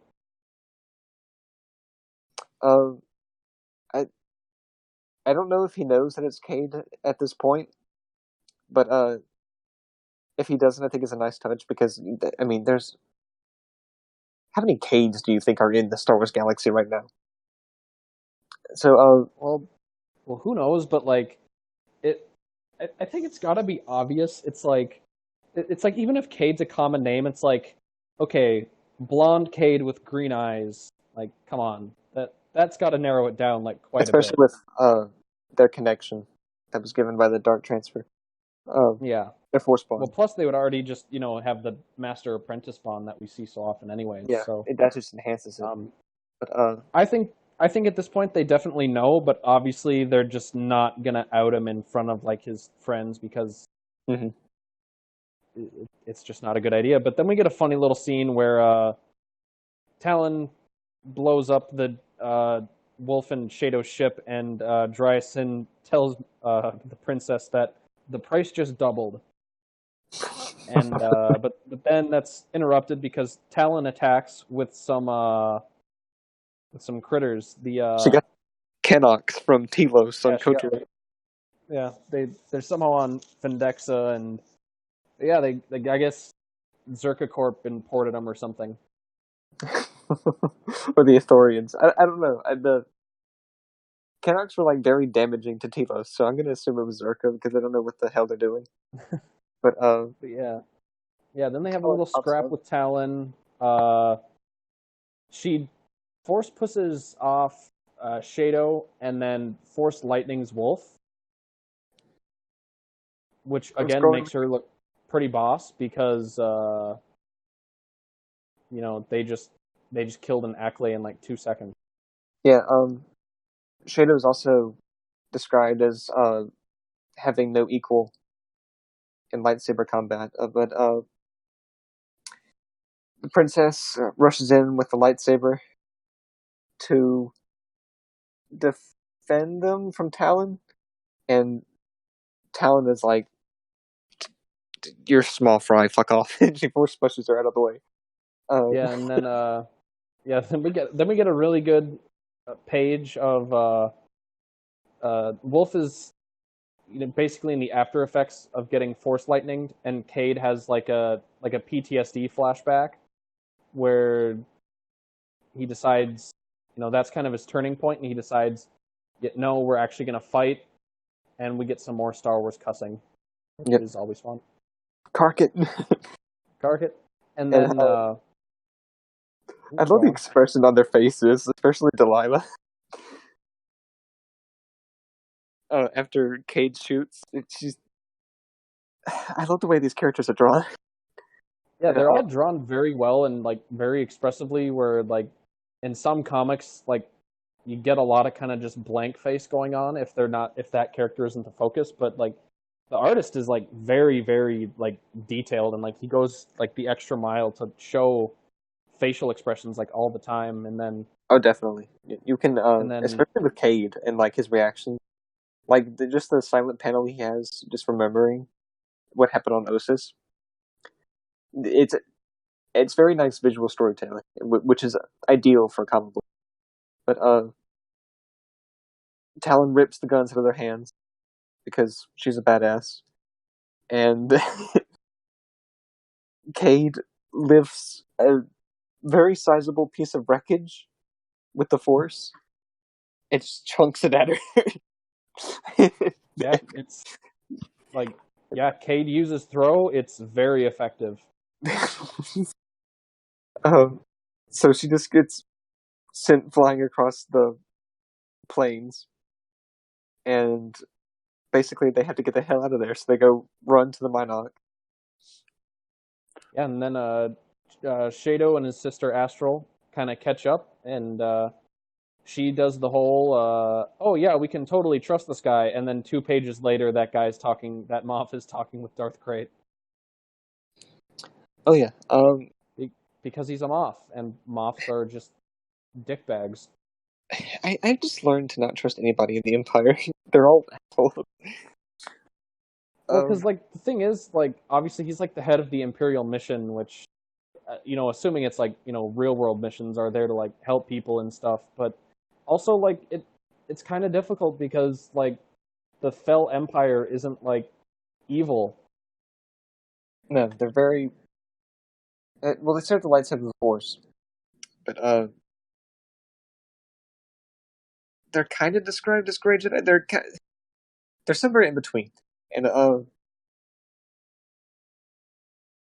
it's hard to serve Rowan Fel when you have the Sith Lord breathing down your neck, especially one as powerful as Krayt. So I don't really blame him, but he's still an asshole. Oh yeah, for sure. That Moff, I think it's Moff. I have it written down. I don't remember if he shows up again or ever becomes important, but I did write his name down. It's Moff Conrad Roos. Yeah, he's basically just informing for Krayt, and then we cut over to the next issue, and again, it's kind of a little, kind of a pissing contest for the first page between Rowan Fel, who I have written down has badass Imperial Knight armor with like gold trim. Skipping down. Yeah, he's I don't think I even noticed this. We need a profile shot of him, or just like a full-on shot, because he's not very shown very well. You only get like from chest up, which is a shame because this looks pretty badass actually. Yeah, like that. Like it's basically just the same, but he's got like the kind of gold trimming around his neck and shoulders, which obviously makes sense. He's the Galactic Empire. But yeah, basically they he reiterates that no, you can't go rescue my daughter because it's a trap. And then Antares and then Ganner, Krieg, basically say, yeah, no, we're gonna go rescue her anyways.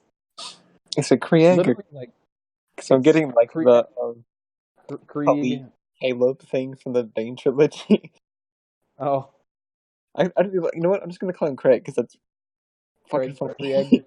Craig, yeah, Ganner Craig. But yeah, literally 2 seconds after Emperor Fell leaves the room, Antares is kind of just like, yeah, we're gonna go rescue her anyways.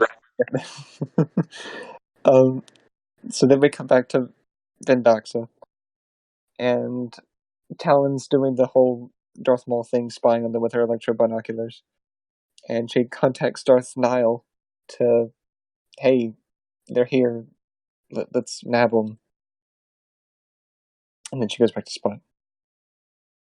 Yeah, and then we get the big conversation between Wolf and Cade, where Cade, oh, I have it written down here.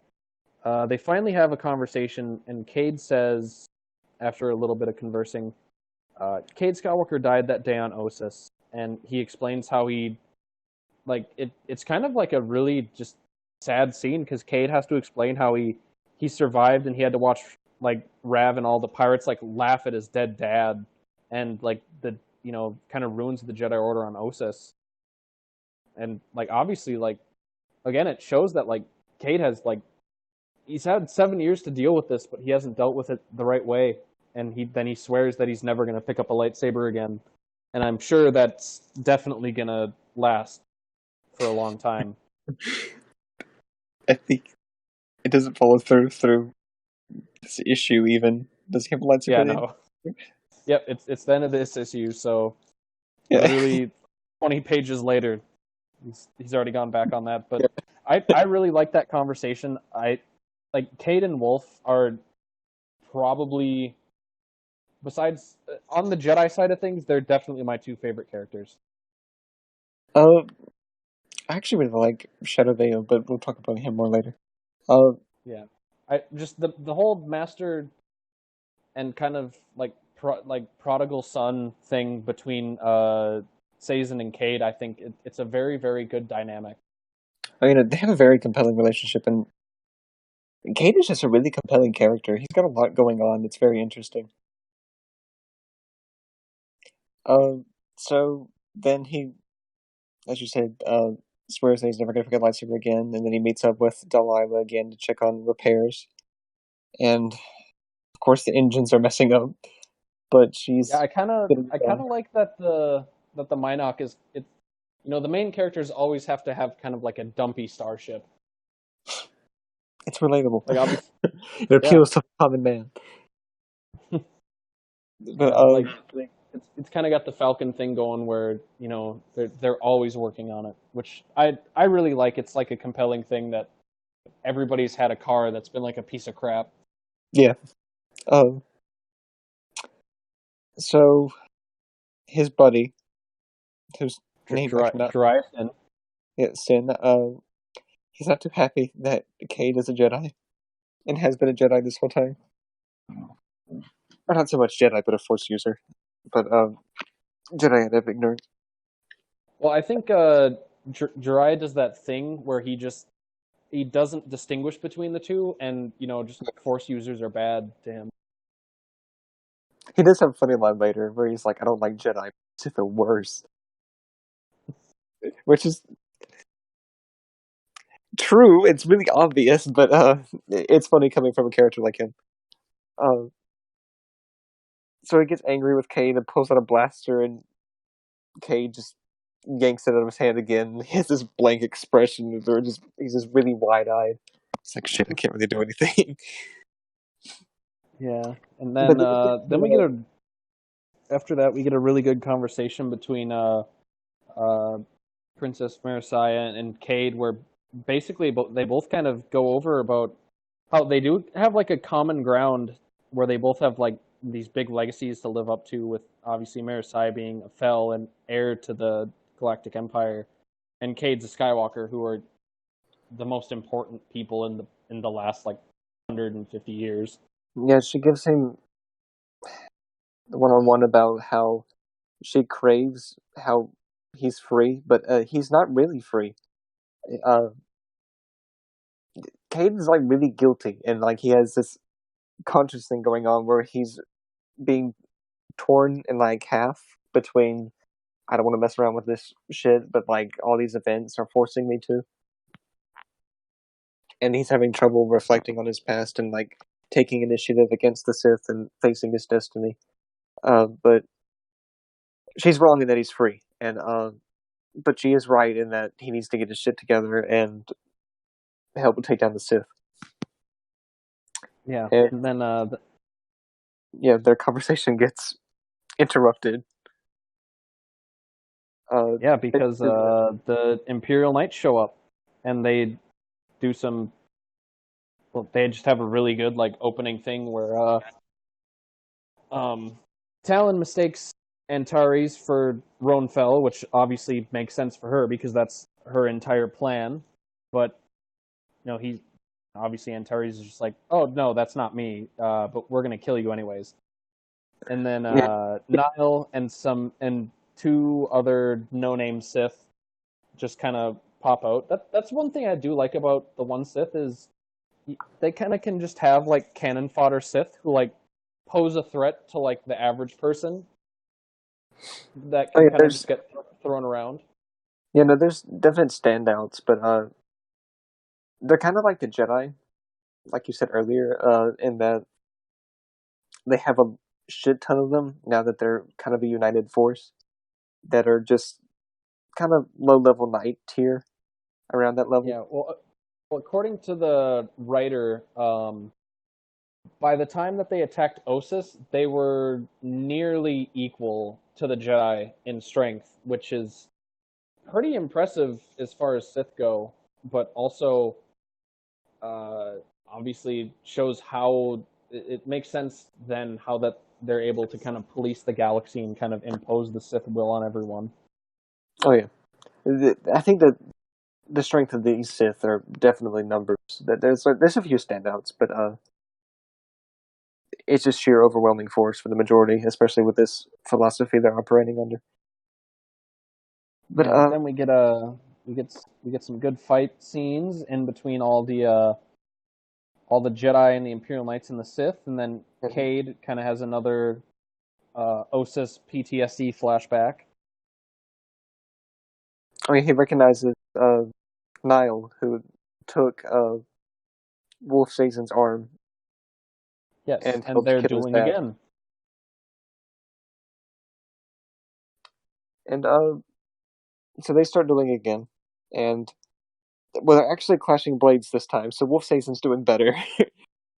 Yeah, he's doing better with one arm than he did with two. So, yeah. But and then we also get the really cool reveal that Shadow Veo's lightsaber is actually like a extendable hilt, double-bladed saber staff, which is it's not conjoining, but it's it closer literally to just like Exar Kun's, extends. actually. It what? It's closer to Exar Kun's lightsaber, actually, in that the hilt is short, but he has two blades. As opposed to Darth Maul's.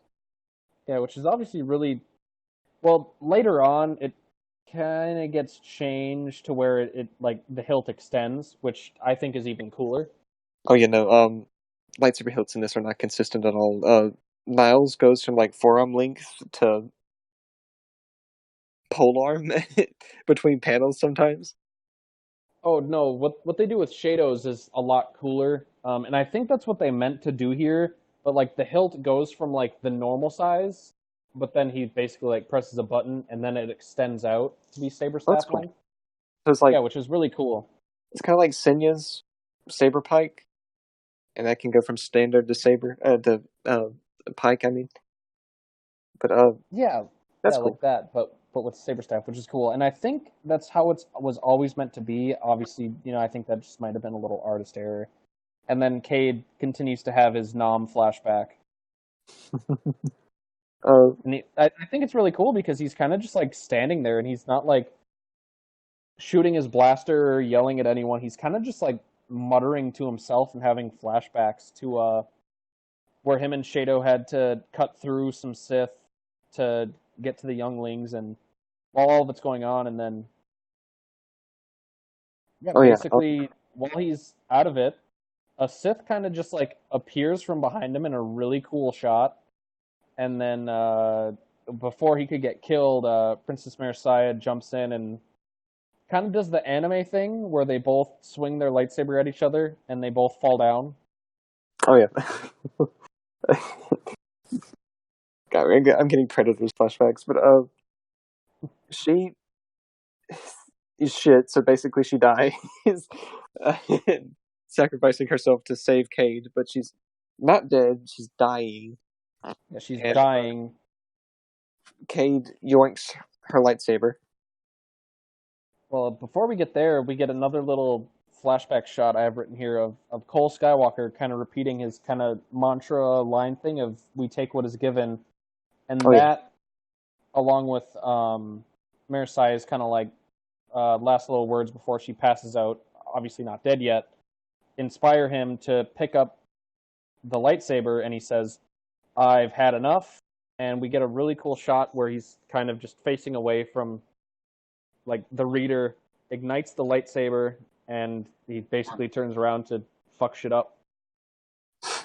And the issue ends. Yeah, so the issue ends, and then issue 7 starts right off with Cade jumping in to, like I said, like to fuck shit up. Damn cliffhangers in comic books. But Wolf is like, Cade, please stop. And Cade's like, no, I'm here to fuck shit up. And he charges at Nile. Yeah, and obviously Wolf is just like totally justified in saying that, because as far as he knows, Cade hasn't used a lightsaber in 7+ years. Yeah, no, he's definitely rusty. But since Nile is going against a master and Cade at the same time, he manages. Well, and just the fact that, one, Cade's kind of, obviously he's not like a Jedi, so he's going off like his rage and his emotion. But also he's just got that Skywalker blood, so I appreciate that they don't have it where he's a Skywalker, so he automatically just, kills Nile and Talon in like 2 seconds. Like, it's shown that he's actually rusty, and while he's a challenge, like, by himself, he definitely wouldn't be able to beat them by himself. No, he's contending, but he also has the emotional baggage of Nile being the one to kill his father. So it's kind of like the situation with Anakin and Dooku, where normally Anakin wouldn't be able to beat Dooku, but Palpatine's egging Anakin on into telling him to use his anger and hatred, and Dooku's like, oh shit, I can't really deal with this. And that's sort of what's happening here with Nile, but it's helped that Wolf is there fighting with him. So it's a 2-on-1. Yeah, and then there's a really good line where Cade's basically like, you killed my father, and Nile says, I killed many Jedi, maybe your father was one. And then, obviously, Cade tells Nile who... Oh shit, they ripped that off. They ripped that off in Star Wars, because this exact same conversation happens between Luke and Vader in the canon comic books. Damn it. I really like that line. Yeah, Darth Nile used it first. Nile did it first. Yeah, and then we cut back over to Shado doing with Talon, and I like Shado too. Like, he's really cool. I appreciate that, like, the Jedi of this area aren't afraid to be a little kind of like cocky asshole. Oh yeah, I have it in my notes actually. I really like how he has a sort of calm confidence in his attitude. He's not like an arrogant twat, but he's very sure of himself, and he's comfortable in what he's doing. Also, it's very nice to see two Twi'leks go at it, especially with the contrast in color, because he's really light blue, and she's Darth Mauled up in red. It's nice visually. And then it cuts over to Antares and Ganner Craig, who are obviously pretty pissed off because they assume their princess is dead. They find out she isn't, and then basically everybody cheeses it onto the Mynock, and we get a really cool shot of Jiraiya Sin rescues. I don't know if you really. Well, he basically he shoots Nile in the chest with his blaster, and I've written down that there's a really good line where Cade says, "What's this? Changed your mind about Jedi?" And Jiraiya Sin just says, "Don't make no mistake. I hate Jedi, but Sith are worse." So it's just like what you Yeah. said earlier. So it, It's funny like coming it. from an ignorant character like him. Yeah. But I guess Nile has blast resistant armor or some shit. But Cade shunts him aside, and like he doesn't end the contest, but he kicks him off the edge and Yeah. buys him enough time to escape. Yeah. So it's like I said. It's not like he basically beat Nile at this point because Nile just got shot, which distracted him, and then he focuses on Jiraiya Sin to force push him away. He kind of does like a low strike that Nile jumps over, and then Cade like drop kicks him in the face. He does the flying Liu Kang kick, and Yeah, uh, which I like because it's like out of all the weapons that Cade has, just the classic kick to the face is the most effective one. yeah, In and any like, galaxy, getting kicked in the chin it's not going to end up great. oh no, and it's just enough to delay Nile. Like I feel like if this fight kept going, Nile would definitely beat him. Given how, For sure. yeah, but So then Cade, basically just at this point, everybody cheeses it and gets onto the Mynock. and Draco yeets Talon with a force push, knocking her off. And we're introduced to Talon and Niles' relationship because they're sort of rivals. And they're both Which is Krait's hand. I really like it because Niles, I have it written down. He's basically just like, "Oh yeah, I'm gonna rat you out. I'm gonna tattle on you that you failed. You're gonna get killed. I'm gonna be the only hand." It's a nice contrast to the typical Sith rivalry that you hate your rival, you just cut them down. But here it's like, oh, you're gonna be in trouble. Yeah. So we get to the crew on the Mynock. Or unless you want to say something else. Oh no, I was gonna say it's kind of like like we've all been there where like someone you didn't like in like elementary school did something bad, so you're like, "Oh, I'm gonna tell on you." I just have massive vibes of that from this, which I always just find funny. It's petty. It's hilarious. But which I like because it shows that like the one Sith aren't. It's not like everybody in the one Sith is like super best buddies with each other. No, it's very begrudging, especially between these two, because they're essentially competing for Krait's favor. Which I like. Yeah, I really like that dynamic, like you were saying. But yeah, what were you gonna say about the crew on the Mynock? We just cut to them, and the princess is dying, and Antares is understandably upset. And when Cade offers to help her, he just slugs him. And I like that. He did kind of the same thing with Cade kicking Nile in the face. Like he doesn't lash out with like a force push or pull out his lightsaber. He just gives him a right hand right to the face. Yeah, I have a note here. Imperial Knights are dicks. Yeah, the like where you said like Shado kind of has that like calm confidence. Yeah, Imperial Knights are just cocky assholes. They really are. It's and like this line here. I don't know if I mentioned this in the recording, but we talked about earlier that they start to have it out, and Shadow's like, "Hey, you guys need to stop. This shit isn't gonna go anywhere." And Draco's talking shit about how one Jedi is no match for an Imperial Knight, let alone two. And Shadow just says, "No, that's an interesting theory." And he has this just expression where he's just completely in his element and he's completely calm, but he's not like smirking. But I love Shadow. Yeah, see, well, I think the thing is that like I think the average Imperial Knight would definitely be better than like the average Jedi. I don't think. Yeah, I think that case is. Well, they just have a really strong uh, discipline routine. Like Jedi do too, but like this is Jedi have other studies. This is very.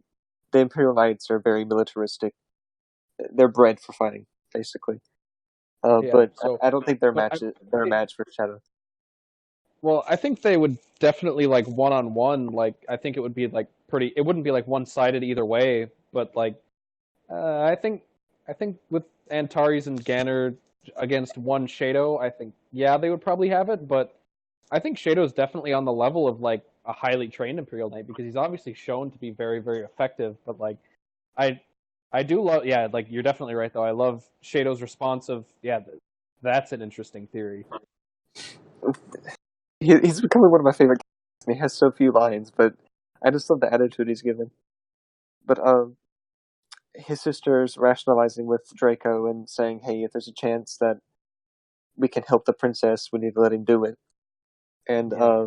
Wolf Satan is somewhat understandably upset about this, and he doesn't want Cade to tap into the dark side and basically circumvent the will of the Force to save her, which Yeah, is and then interesting, but I actually don't agree with it all.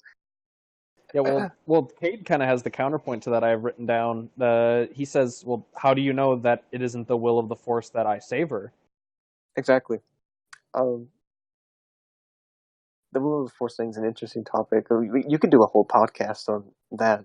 Oh, for sure. But then Wolf kind of retorts with, "Well, basically, to do it, he would have to like tap into the dark side, and then he's not accepting the Force; he's imposing his own will on it." Which, obviously, he's a Jedi; he would say that, but also it makes sense.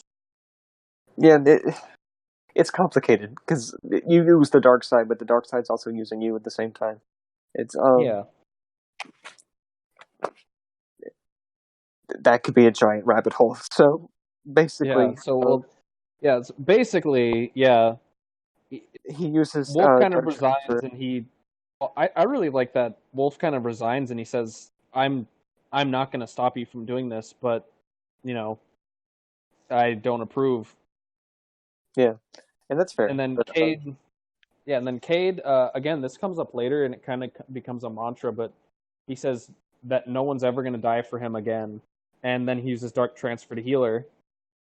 And immediately, I really like that Cade just like goes away and he sits down and he kind of huddles up and he like Wolf tries to go over to talk to him and he just tells him to just like piss right off and he tells him has to just yeah the Sith eyes as well. yeah, which I really like that that's a touch that they add. And he tells Wolf to piss off and don't ever talk to him about it again.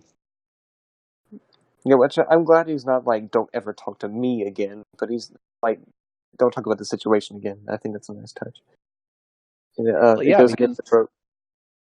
yeah, no, which is really nice because like basically like you said they could have had him be like don't talk to me again, don't talk to me right now. He's not saying that. He's yeah, he's just, don't talk to me about this event again. Like he's not telling Wolf to basically just eject himself out the airlock. Yeah. So then later on the Bastion, the Emperor is congratulating them and telling them, "Hey, thank you for saving my daughter, uh, Antares Ganner. We'll talk later," because he's pissed about them disobeying his orders. But Cade's finishing a night with Delilah, naked in the bed, and he's just tapping out and leaving the Yeah, crew no, behind. I really like that he's basically once the cat's out of the bag that he's a Jedi, he's like, yeah, I'm not gonna like burden them with that, and basically he just he's not wrong either, especially with how Sin feels about Jedi. It's just it's a burden they rather not have, especially with the bounty going around and their need for money. But I like his conversation with uh, Wolf, Sazin, and Shadow, in that it's kind of general, it's kind of small talk, and it's a little uh, it's kind of softening everything that happened since the Dark transfer thing. Yeah, I like I said, I just really love any conversation between Wolf and Cade, and the dynamic between Shadow and Cade is really good as well, because obviously they're like childhood friends Yeah, that just haven't seen each other on a regular basis since they were 14 years old. yeah, he's giving him shit about his piloting skills, and Cade's like, "You're a funny Jedi, Shadow. Nobody likes a funny Jedi." To which Shadow replies, "No one seems to like it. No one seems too much to like." Shit, am I reading this wrong? Am I just retarded? I know what you're trying to read. Yeah, no one seems too much like Jedi anymore. Period. Just saying, the last ship I saw you in exploded. They have a nice. It's just two friends giving each other shit. It's relatable. It's nice. It's realistic. I like it. Their relationship is nice. I like all of their conversations between Shadow and and then and then we cut back over to the Sith Temple, which again, it looks very Sithy. Lots of blacks and reds, and there's a giant brazier with a giant fire in it. Definitely not a Jedi temple anymore. And Talon is just like completely giving herself over to Creighton. It's like, give the order and I'll kill myself. I completely failed you. And Creighton's like, no, it's okay. You found out Skywalker, so we're cool. This is fine. And I love the last line that Talon has. And she just says, "As you will, my master, always as you," which again shows her devotion. And then we yeah, she is basically his instrument. Yeah, and then for the last couple issues here, we actually completely depart from Cade and Co. because issue 8 opens right up with well, it's a I think this is it starts off with a flashback between oh god, Nina Kalix. And I always pronounced it as Kalix. Yeah, It's like Kalix. never mind. I'm just gonna go with Kalix. I was gonna reference something, but I realized it was a stupid comparison. It's definitely a Star Wars name. Yeah. Yeah, it opens with them having a good exposition flashback conversation. Yeah, I was looking first, but then I realized this was a flashback. But yeah, when I was rereading this, I was like, wait, and then I'm like, oh, that's right, it's a flashback. But yeah, I like how it it frames that the Yuuzhan Vong were framed for the failure of their project to re-terraform planets, and it shows that the Sith were basically, the catalyst for the war. Yeah, the Sith are big Sith. They're fucking shit up for people who don't deserve it.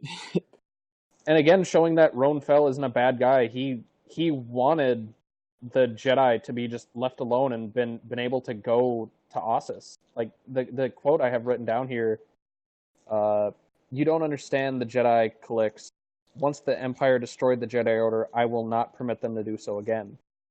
The Jedi will withdraw from the Temple on Coruscant to the Academy on Ossus, and it's my explicit order that they be allowed to. So, like, he wasn't like, oh yeah, the Jedi are dead, that's cool. He's like, no, that's not good, that's bad. Yeah. He's not a bad dude. It's just he has a bunch of corrupt subordinates. Yeah, basically, and they were alive with the Sith. Yeah. Sith ploys and shit. You know how it would be.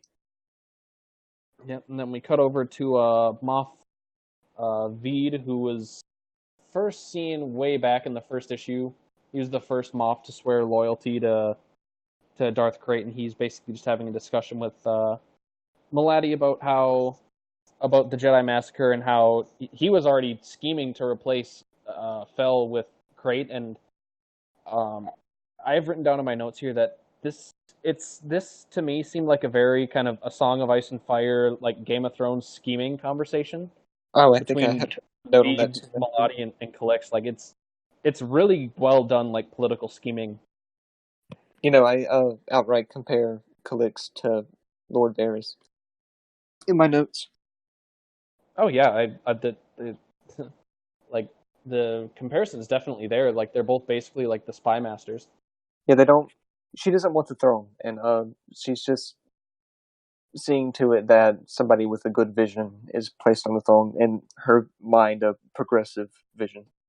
But I do like her relationship with Malady, however you want to pronounce it. But I've always said Maladi.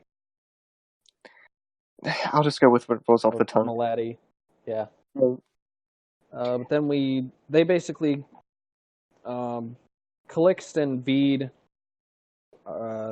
they kind of have a little toast to their celebration with some space champagne. yeah, she is fucking overveed, and he's completely clueless on this. Oh yeah, he definitely just assumes that he gets to be emperor after this. But then we cut over to Roan Fel again, and again, I really love all the scenes he's in. But he's meeting with his Imperial Knights, and basically, Calixte turns on the Sith and informs Fel that they're gonna try and assassinate him. And so Fel's basically like, okay, well, we'll just kill my double and I'll just escape then because there's nothing I can do about it. I love that she was hiding behind the curtain. Just Yeah, listening. But she's messy. She's definitely playing the political game. She would be good on the Game of Thrones.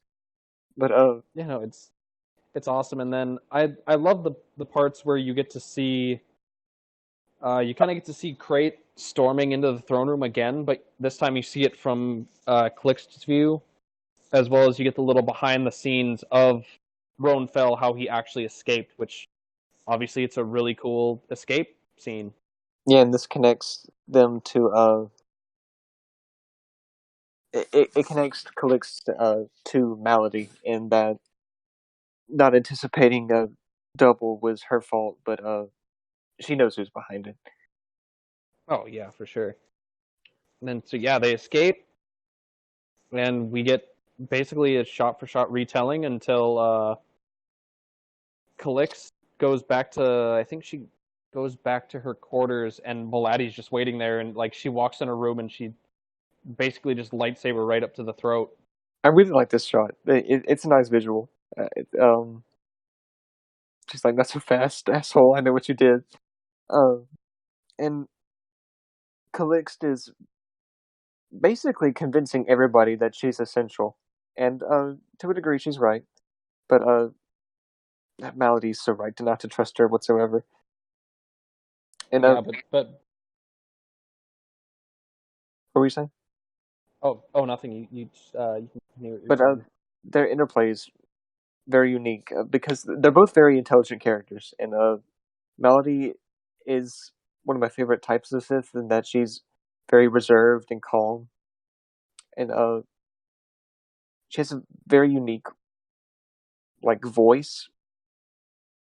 And one of the things I like in fiction especially is how you write characters with different dialogue. She strikes me as very different. But I'm rambling now. No, you're good. Like she's definitely a very well written character, and like I don't know if you mentioned it, but she is kind of a good contrast. Obviously All the not dialogue visually. in this is good. Oh yeah, no, the dialogue was all really well written, but I like the contrast kind of between the Sith that we've seen so far with Malady. Obviously, Nihil and Talon are all about kill, kill, kill, and Malady's very behind the scenes, kind of pulling the strings, schemy kind of character. Yeah, she's works more in intelligence than she does like on the ground, getting her hands dirty. But it tells to the different types of Sith you can get with this philosophy because it's very flexible philosophy that can yield a bunch of different people. But they wrap up this conversation, and Calixt basically convinces her that she needs to be kept alive right now, at least.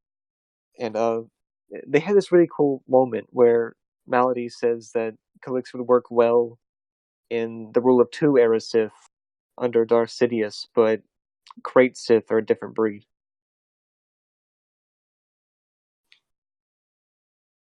Yeah, I definitely think it's a good conversation or a good point on her part, but I much prefer Calixt's response of she's basically like, yeah, that's what you think, but yeah, I'm gonna kill you.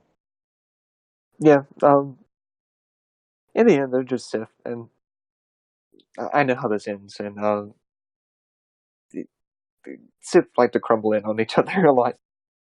Yeah. Well, the thing is, Calixt isn't even a Sith, though, which is the even better part. Oh yeah, she's just really good at playing the political game and helping to accelerate things to her own ends. And then then it ends, and we get to cut to poor Hosk Traylus being tortured, which is they definitely don't shy away from the torture and the violence. I'm kind of confused what's actually happening and how they're torturing him, because in one panel he's like, I'm not going to tell you anything, but then she grabs his beard, and I don't really know what the droids are doing to him, but he immediately just spills the beans. I think that's kind of the point. I think it's supposed to kind of just be left to the imagination, because it looks like, off of the little droid arms, there's like bits of blood dripping off, and there's blood kind of flying off of Hosk, the Jedi. But I kind of like that they don't like get into just showing the. It's kind of like a more gruesome-ish version of Princess Leia, where you don't see what happens, but it's definitely implied, torture. And yeah, basically he breaks and he's like, yeah, there's this guy, his name's Cade. I think he was a Jedi. Yeah, it's one of the old rules of horror where not showing something is scarier than actually showing something, because it leaves it to the imagination, which is scarier than anything you could put on film. But it does show the droids sticking a bunch of tubes inside his arm and shit, and it doesn't look comfortable. No, and especially since Malady's a Sith, so it's probably even worse than, something that's already probably bad, terrible. Oh yeah, her torture is probably very rigorous. But yeah, and then her and Malady basically have a conversation where like they confirm that Cade's a Skywalker and he has to be taken alive, because that's what Darth Krayt wills. Yeah, and she's like, all right, Calixt, don't tell anybody about this. And in the very next panel, next page, she's like, hey, he's a Skywalker. This is Admiral Beed. Yeah, it's just, Grand Admiral Beed. Ah, yes. Kind of promotion. Yeah, but basically they just do some, Calixt is like, yeah, I have a really good agent that I can put on it, because Malady doesn't know who she is. And then they basically have some CSI camera footage of Cade just walking around on a random space station. Yeah, it's a little contrived, but it's fine. It's passable. It's not Dynasty V bullshit, so I mean, in comparison, it doesn't bother me whatsoever. Yeah, but I just really love the part where Veed, I have it written down, he does like action movie camera talk, where he says basically just enlarge this image, but obviously it works because it's Star Wars and their cameras probably don't get pixely when you zoom. Oh yeah, I was thinking about that too, and how zoom is not a thing, but you could probably get away with it in Star Wars since everything's hollow projection. Yeah, they find Cade and they're like, yeah, okay, we'll send Calixt after him, and then also we get a Kel door, which is nice. Yeah, the owner of the space station that Cade is randomly on is a Kel door, which is cool, yeah. But species diversity. They hire and Malady hires her assassin, and Calix hires not assassin, but spy, Agent. and Calix Spy. agent, whatever. And Calix hires Morrigan Cord. And then we skip to the So next. they Wait, yeah, is then we this go over to a couple little page. Basically, this conversation between Roanfell, Ganner, and Antares is like, yeah, you guys are getting medals for rescuing my daughter, but you also did the exact opposite thing I said. So you guys are stuck guarding a diplomat to go meet with the remnants of the Galactic Alliance to get an alliance against the Sith, basically. Yeah, he's kind of showcasing some. Like, I think he's smart and he does care about his daughter and all, but he's also prone to anger. This is something we skipped over a little bit earlier, where he was threatening Calix with his lightsaber out of anger because, I mean, she basically admitted, hey, I screwed up everything and I helped kill all the Jedi. But here he's like, all right, I know you say my daughter and all, but, you know, seeing as how you went against my direct orders, I am saying that I did order you to do this. I'm calling you heroes, but you're never marrying my daughter, and I'm sure you'll get many more rewards when you're fucking dead. So he's kind of an asshole. Yeah. I mean, I guess this just might be because I really like Roanfell, but like looking at it, I guess from his side, like it does make sense for him to be upset because one, he's the Emperor. You know, don't fuck with the Emperor. Yeah, you But don't want to, also, especially at this but point, you don't also want to that make the Emperor look weak. yeah, well, it did like kind of put him and obviously by proxy because there aren't a lot of fells. You know, it did put like the whole basically like you had said earlier, like the whole freedom of the galaxy kind of in danger because obviously if they would have followed him back then and killed Roanfell, then it's like, oh, game over. Yes, but we skip onto this, and they're assigned onto the wheel, where Admiral Stasi and Captain Bovark are discussing a potential alliance against the Sith. Yeah, which again, it's always cool to see the politics well done in Star Wars. But Yet, what so species much of this, is Bovark? Because he looks gross. he looks like the guy from MythBusters. Because obviously, Admiral Stasy's. Oh God, I'm drawing a blank. Why can't I need to know this? Nemoidian. Duros. No, he's Nemoidian. I'm pretty sure he's a Duros. I mean, regardless, He's got, Nemoidians are just he's offshoot either Duros. he's both. We'll settle for that. Yeah, for sure. I think it also just might be the art because the art for these issues kind of changes. Yeah, it's the characters are drawn with a. I just googled it because I Yeah, had to have confirmation, but he's a Duros. damn it. Yeah, it just must be the art makes his head look more Nemoidian. Yeah, it was. They look so similar. It's fine. I was wrong. You're right. Yeah. But they're discussing the terms of their potential alliance and talking about how great one another are. But they have this really funny moment where he's like, "Why should we team up against the Sith?" And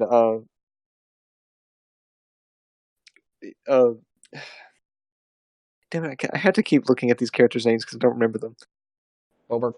Yeah, Bovark. It's just like Emperor Phil has taken Bastion, and there's just a page where there's like no dialogue, whatever, and he's just like, "My apologies, Captain Bovark." And then they start discussing terms.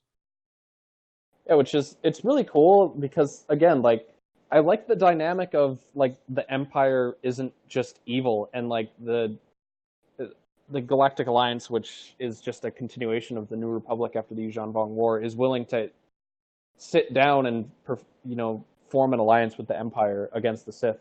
instead of just outright being like, nope, Empire bad. Yes. Again, I really like that dynamic, and then we cut outside for literally one page with Antares and Canner saying that we hit our lightsabers, and those guys probably have hidden weapons too, and that's it.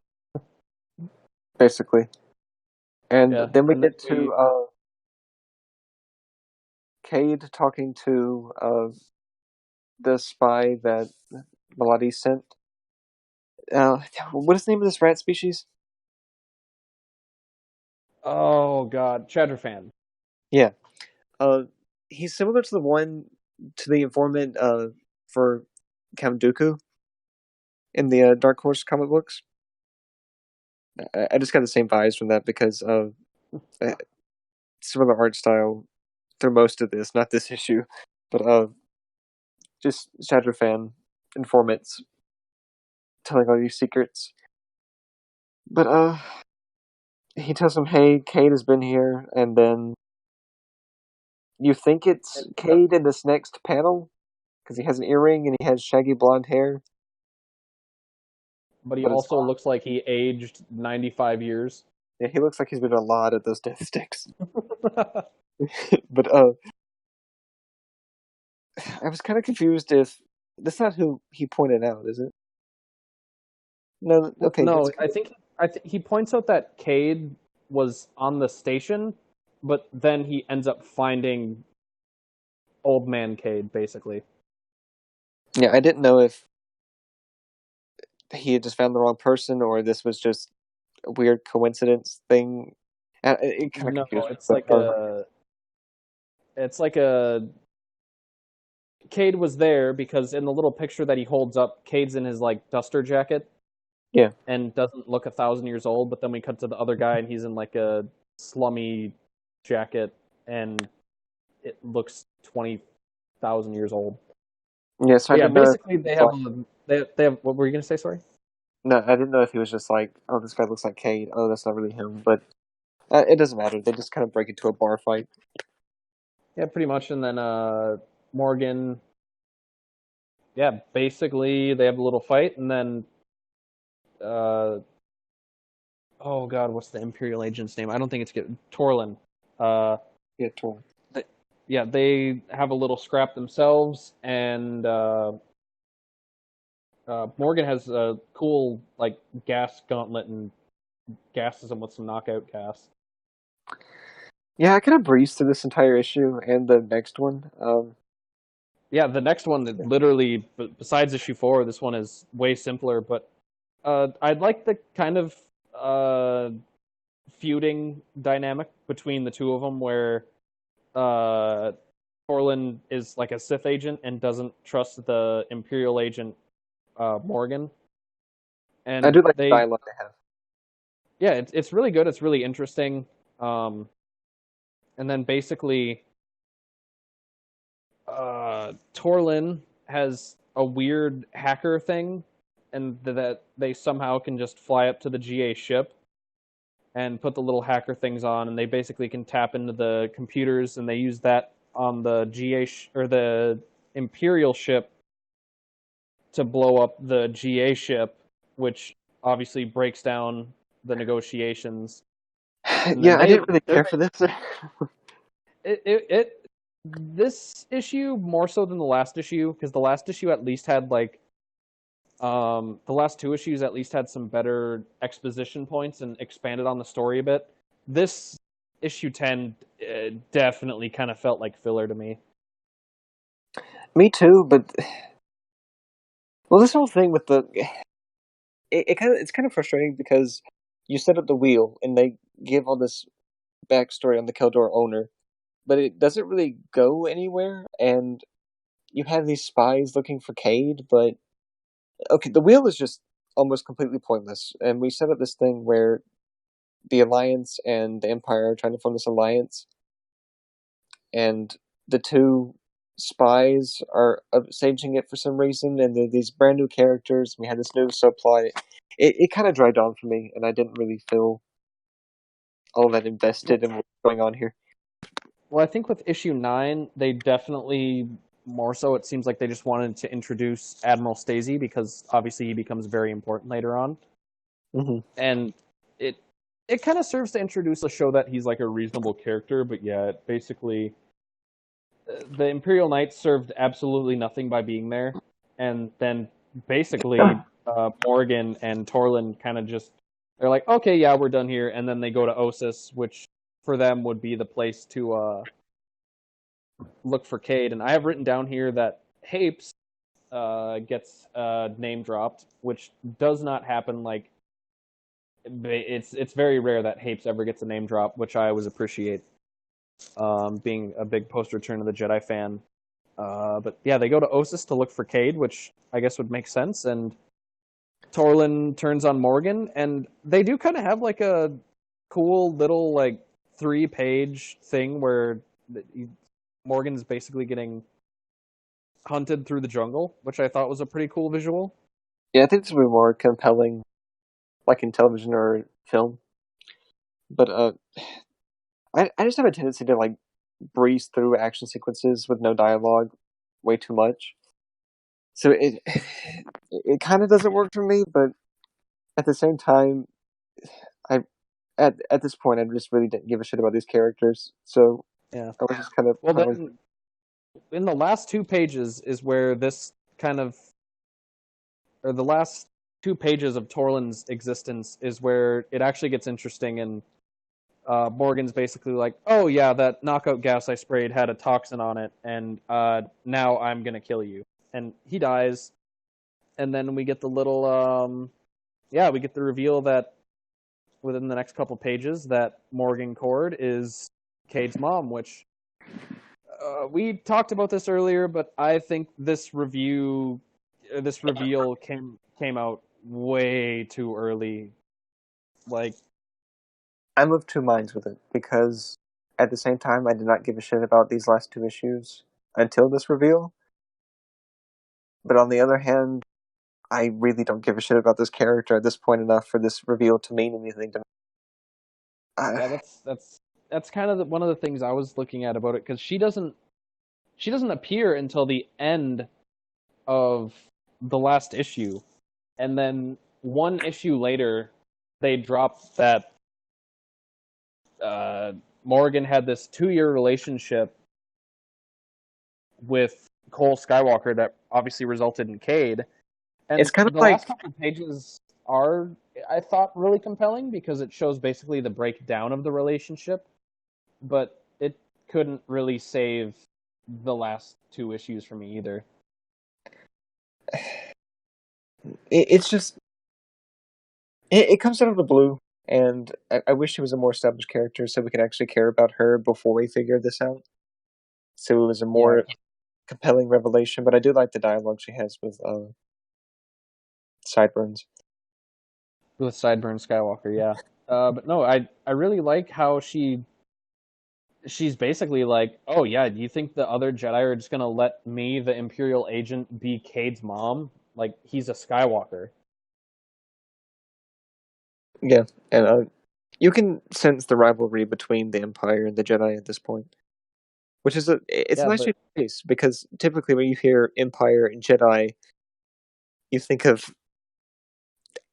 mass genocide. Yeah. Yeah, no, it's definitely cool that like they aren't like trying to kill each other. They obviously have feelings for each other because it's a difficult choice for Morgan to make, but it's even definitely talks about, out of the blue. Yeah, she even talks about how she couldn't leave if she saw Cade's face. So you can tell she cares about him, but she is being selfish here, and she's putting her needs above everybody else's. But I do like the last panel that's in, or the last page this ends on, with how she can't look at him, and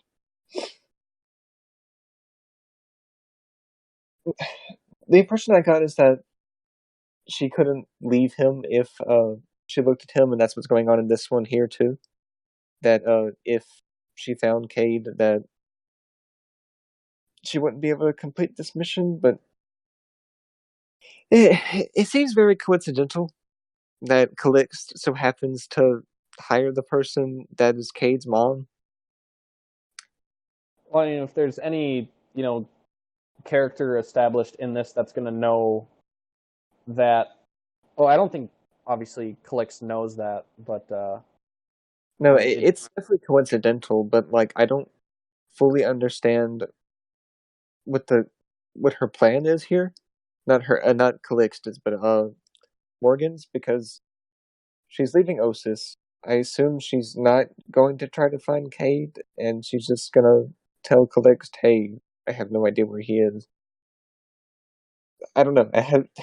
This is the last issue. I've not read it beyond this, but I'm just very confused on where this is gonna go. Well, fortunately, it does all get sorted out. But yeah, those are the first 10 issues, which, I mean, obviously is like, as far as my volume that I have, like I said on Kindle, it's basically like half of the first volume. So yeah, we got through quite a bit. Yeah, but I mean, like reading this, like I went through and I reread this. I literally just couldn't sleep one night, and I literally just kind of reread the first, I think 8 issues, and it's not like a chore to read. It's very interesting. All the characters, like I had said, this is like I think it's my 4th rereading of Legacy. I've been reading it forever and ever, but I never get bored reading it. It's always very good. The characters are all so well written. The dialogue is just like it's very natural. It's natural, and like you said earlier, like I like how they're able to write people and have like it makes sense what they're saying to each other, but they're like established relationships, like Jiraiya and Cade before Jiraiya finds out he's a Jedi. Like they talk like friends talk. Like it's very refreshing. If I had the time to like sit down and just read through it, the entire series, I probably could. And I don't usually plow through comic books like this, but the pacing in this is so great, and especially the intro was very gripping. Like it starts you off right off the bat, and it just keeps the pace going, except for like the Stormtrooper issue where it just completely breaks the pacing of the story. But I don't really mind these one-off issues because it helps to enrich the setting, and I really do like this setting because it's very unique from what we've gotten in the past. And yeah, well, I mean, like there's also the fact of like I had mentioned earlier with Yinshore, where obviously it was with the Yinshore uprising, but it also well, you obviously didn't know, but like the whole Crimson Empire thing, like it's still very cool that the Galactic Empire, that the Fel Empire, whatever, like still has like a presence on there, and that's where they train people, because that's where they train Royal Guards at. And I think it's cool that we get stuff that's different but the same, and I think it works very, very well. It's it breathes a new life into the Star Wars setting at this point, which I think at this point in Star Wars, I think they kind of needed it, because they were still producing post Return of the Jedi novels, but like this came out in 2006, I think, is when it started coming out. So at this point, it was like the main focus of everybody was on the Clone Wars era, and I think that Star Wars definitely at this point. I wasn't heavily reading Star Wars stuff at the time. I was more dabbling in Wikipedia and the books I had already read, but like I could definitely see why they would want to do this, because it's a totally unexplored area, and I think it so far has turned out very, very, very well. Oh yeah, no, I love it so far. Legacy is familiar. It takes very known Star Wars elements, but it takes them in a new direction that doesn't feel contrived or too repetitive. Like we've had so many Sith Republic conflicts or Sith Jedi conflicts, but this adds new elements to it. Like you had this new faction with the Knights, and this is sort of what I thought was going to happen in the Old Republic with the Fallen Empire. This sort of neutral faction being introduced to the fray, but I mean, then it just turned out to be Valkorian pawns and shit. But Yeah, gross. But this it bothers me because the setting is so different from what we've gotten so far. It's so rich, and it builds off of what we've gotten in the past and helps create this tapestry of story. This is like the strength of the EU, in that it builds off of what we know before and enhances it. Whereas with the movies we're getting now, that are obviously more popular than any comic book could be, are the same. Like everything we've gotten out of the post Disney buyout has been either Galactic Civil War era, as far as the movies go, or the sequels, which is basically the Galactic Civil War era. And it's nice to see these elements carry over from the Use of Vaughn War with the Galactic Alliance, or how the Empire has changed and how the galaxy has changed. Yeah, well, actually, the Empire changing.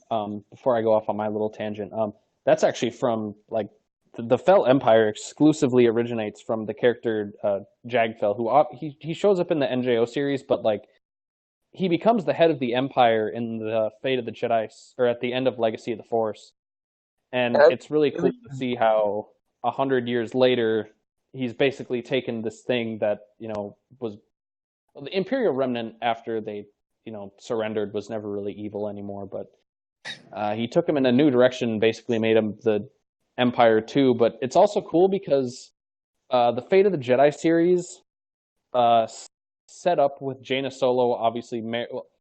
Jaina Solo marries Jagfell, and so Roan Fel is still descended from the Skywalkers, which is actually really cool. Is still descended from like Anakin, but in those novels, they actually talk about setting up like a Jedi order, basically, within the Empire, which obviously those books came out after Legacy had been released. But it's really cool how the books kind of took that and built on that idea and set the framework for that chronologically there. But the little tangent I wanted to go on, since you had mentioned the EU, I had been waiting to bring this up until after this, among other things. But another really good thing about this, if you haven't read this, Legacy doesn't require like a lot of like EU knowledge to really get into. Like since it's 100 years past everything, and Yeah. 2, like everything that's set up, like they explain it. Like obviously later we're gonna get more in-depth stuff about the Sith sabotaging stuff and all that, but like it for the most part it's very well explained. Like it doesn't go into like a 5-page long thing about Darth Krayt saying, "Oh yeah, the Yuuzhan Vong War was the most important war in the last 2,000 years, and Darth Kaitis happened, and it was important because this." It's like the setting and the characters show you that these events were important. They don't need to tell you. It's the perfect example of like show don't tell. Yeah, there's a bit of exposition, but there's never really an exposition dump. It's kind of given like digestible bites, and it's kind of like in the same way KOTOR is, where you don't really have to have a vast knowledge of the EU to step into it. I do think certain elements of the EU enhance this. Like I Oh yeah, like I had read the Legacy of the Force and the NJO series, but to fully grasp what they're talking about with the Yuuzhan Vong, but I have a general knowledge, so it's fine. But especially with Krayt, as we'll figure on later on, I think reading Outlander and the Dark Horse Clone Wars comic books have helped me with that, and helped build him up as a character, because Ashrad Hit is one of my favorite characters. yeah, that would be kind of the thing if you didn't have any knowledge of that character when obviously big spoiler alert for the 10-year-old comic, but figuring out who Krayt is. But like I think it's I don't know, it's kind of a good, in a way, I guess it would kind of be a good, how's the way to phrase, like a good beginner EU comic, I guess, because like I said, you don't really need a lot of info to get in. But because I had mentioned that in the questionnaire video, where there are so many stories where you don't actually need this huge knowledge. But no, since you had mentioned Krayt, I think we should finally talk about the One Sith and how great they are.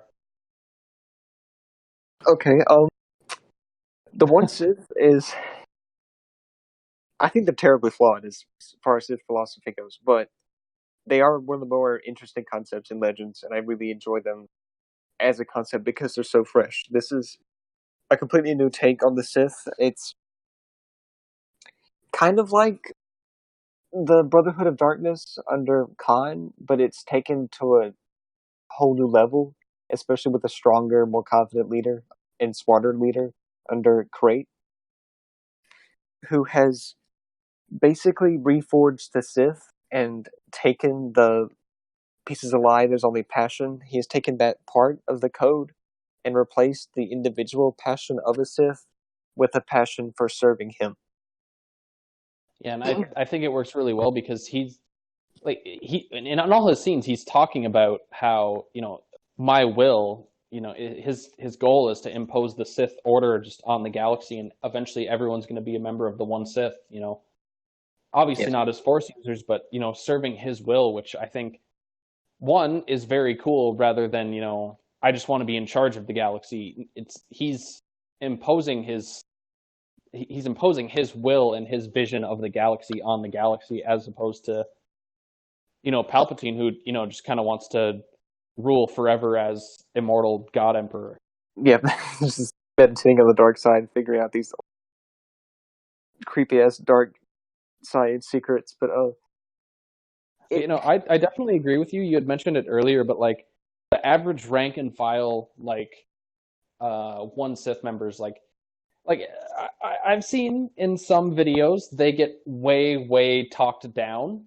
I don't think they're like, you know, garbage by any means, but obviously, you know, compared to like a Wolf Sazin or like a Shadow Veo, it's like obviously those are like, you know, cream of the crop, like members of the Jedi Order. So obviously, you know, like an average Jedi Knight wouldn't be able to fight them either. But yeah. I always like the idea of, well, one, I just think that having a lot of Sith is cooler than only having two Sith at a time. He's oh yeah, visually talking, especially like with the SWTOR trailer, Deceived, where all the Sith come out of the shuttle, like that. Yeah, it's very cool. Like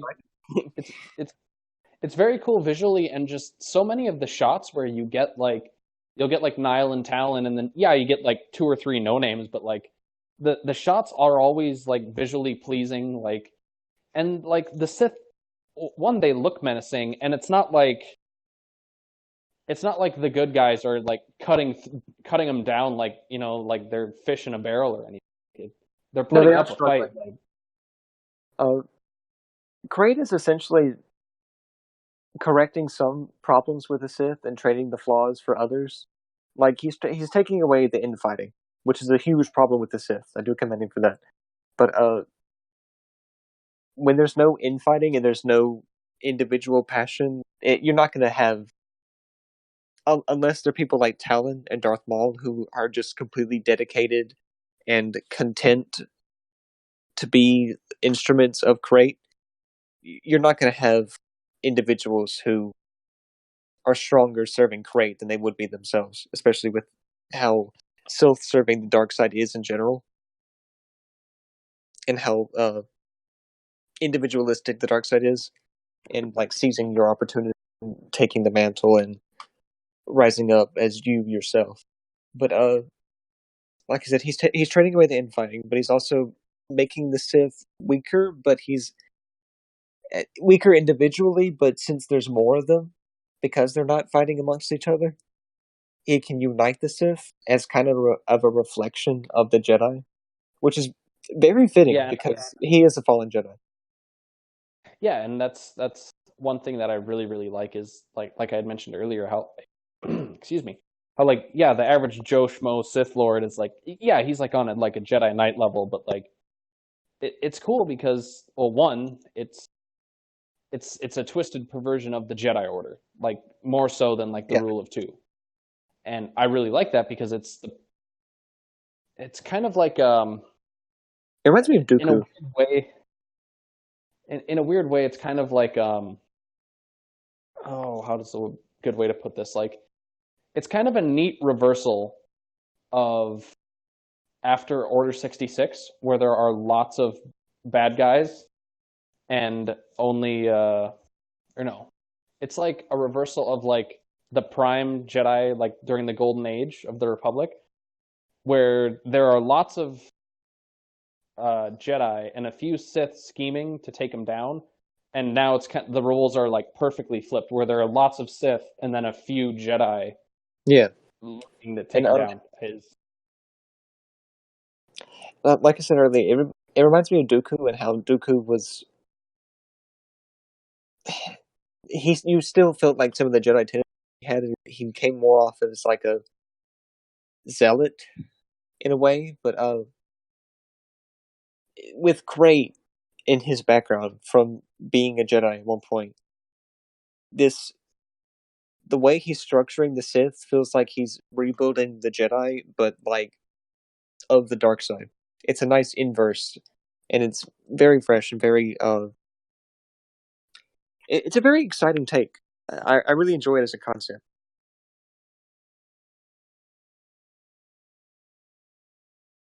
You know, it's definitely it's definitely helped by Krayt is such a goodly written villain, and obviously Oh yeah, the only other Sith we've really been introduced to right now are we kind of get Warlock a little bit, and he obviously becomes more important and a lot cooler later.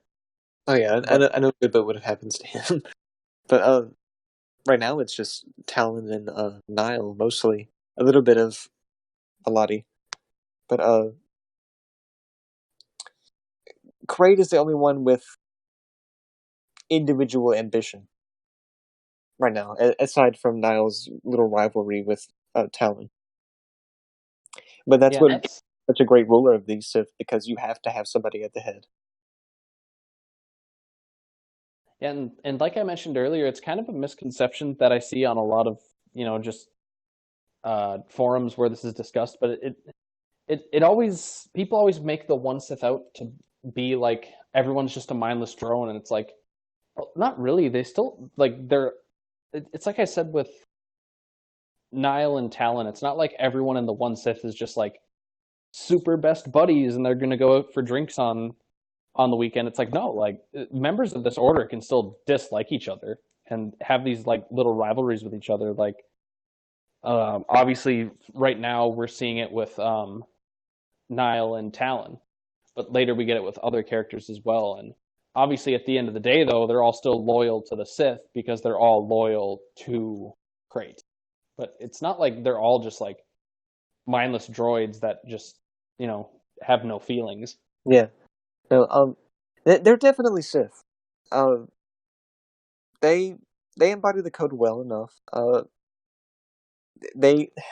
I don't think if you took one of the one Sith and one of Malik's Sith and raised them in like a vacuum, I think Malik's Sith would turn out better because they would be operating on their own passion, their own self-serving things that I think fits better with the dark side than Krayt's vision. But you're trading some flaws for others, and I think Krayt's Sith is more effective than Malik's because you're eliminating those flaws with Sith philosophy, with all the infighting, and trading it off for unity, where they're not individually strong, but together they're. It's kind of like the mentality with the Empire, where TIE fighters weren't given shields, but they were just meant for like swarm tactics, where there's too many of them for you to really even matter. Yeah, I mean that's definitely true, but I guess that kind of. Oh, wait, one more thing. Oh yeah, yep. With the similarities between the One Sith and the Brotherhood of Darkness, I think it's hilarious and very fitting how upset Darth Bane is with Krayt's One Sith. Oh yeah, no, oh for sure. It's like perfect. Yeah, he's taking Krayt is taking he's taking Khan's Sith and just pushing it to the limit, and Bane is like, "What the fuck are you doing? This is not how the dark side works. You need to stop right now." And Yeah, and I do like that they did get to have that conversation in there again. Ondedu and Bane do 100% of the talking, and Nihilus says one thing in his Well, scribble Undead is just an scrabble asshole. in the I mean, place. honestly, he's just like he's there because he has secrets to immortality, and I have never liked that character. He's just he's a dick. That's really it. Yeah, but it makes sense because he's Oh, a you know, Sith. it makes complete sense for him to be the way he is. But Bane is the more interesting out of all of those. But I am glad to see all of them uh, sort of working against Crate. Nihilus again doesn't make too much sense unless he's making that holocron while he's apprenticed to Treya. But that's how it be. I mean, they could have just had like pretty much any other Sith, I guess, to replace him.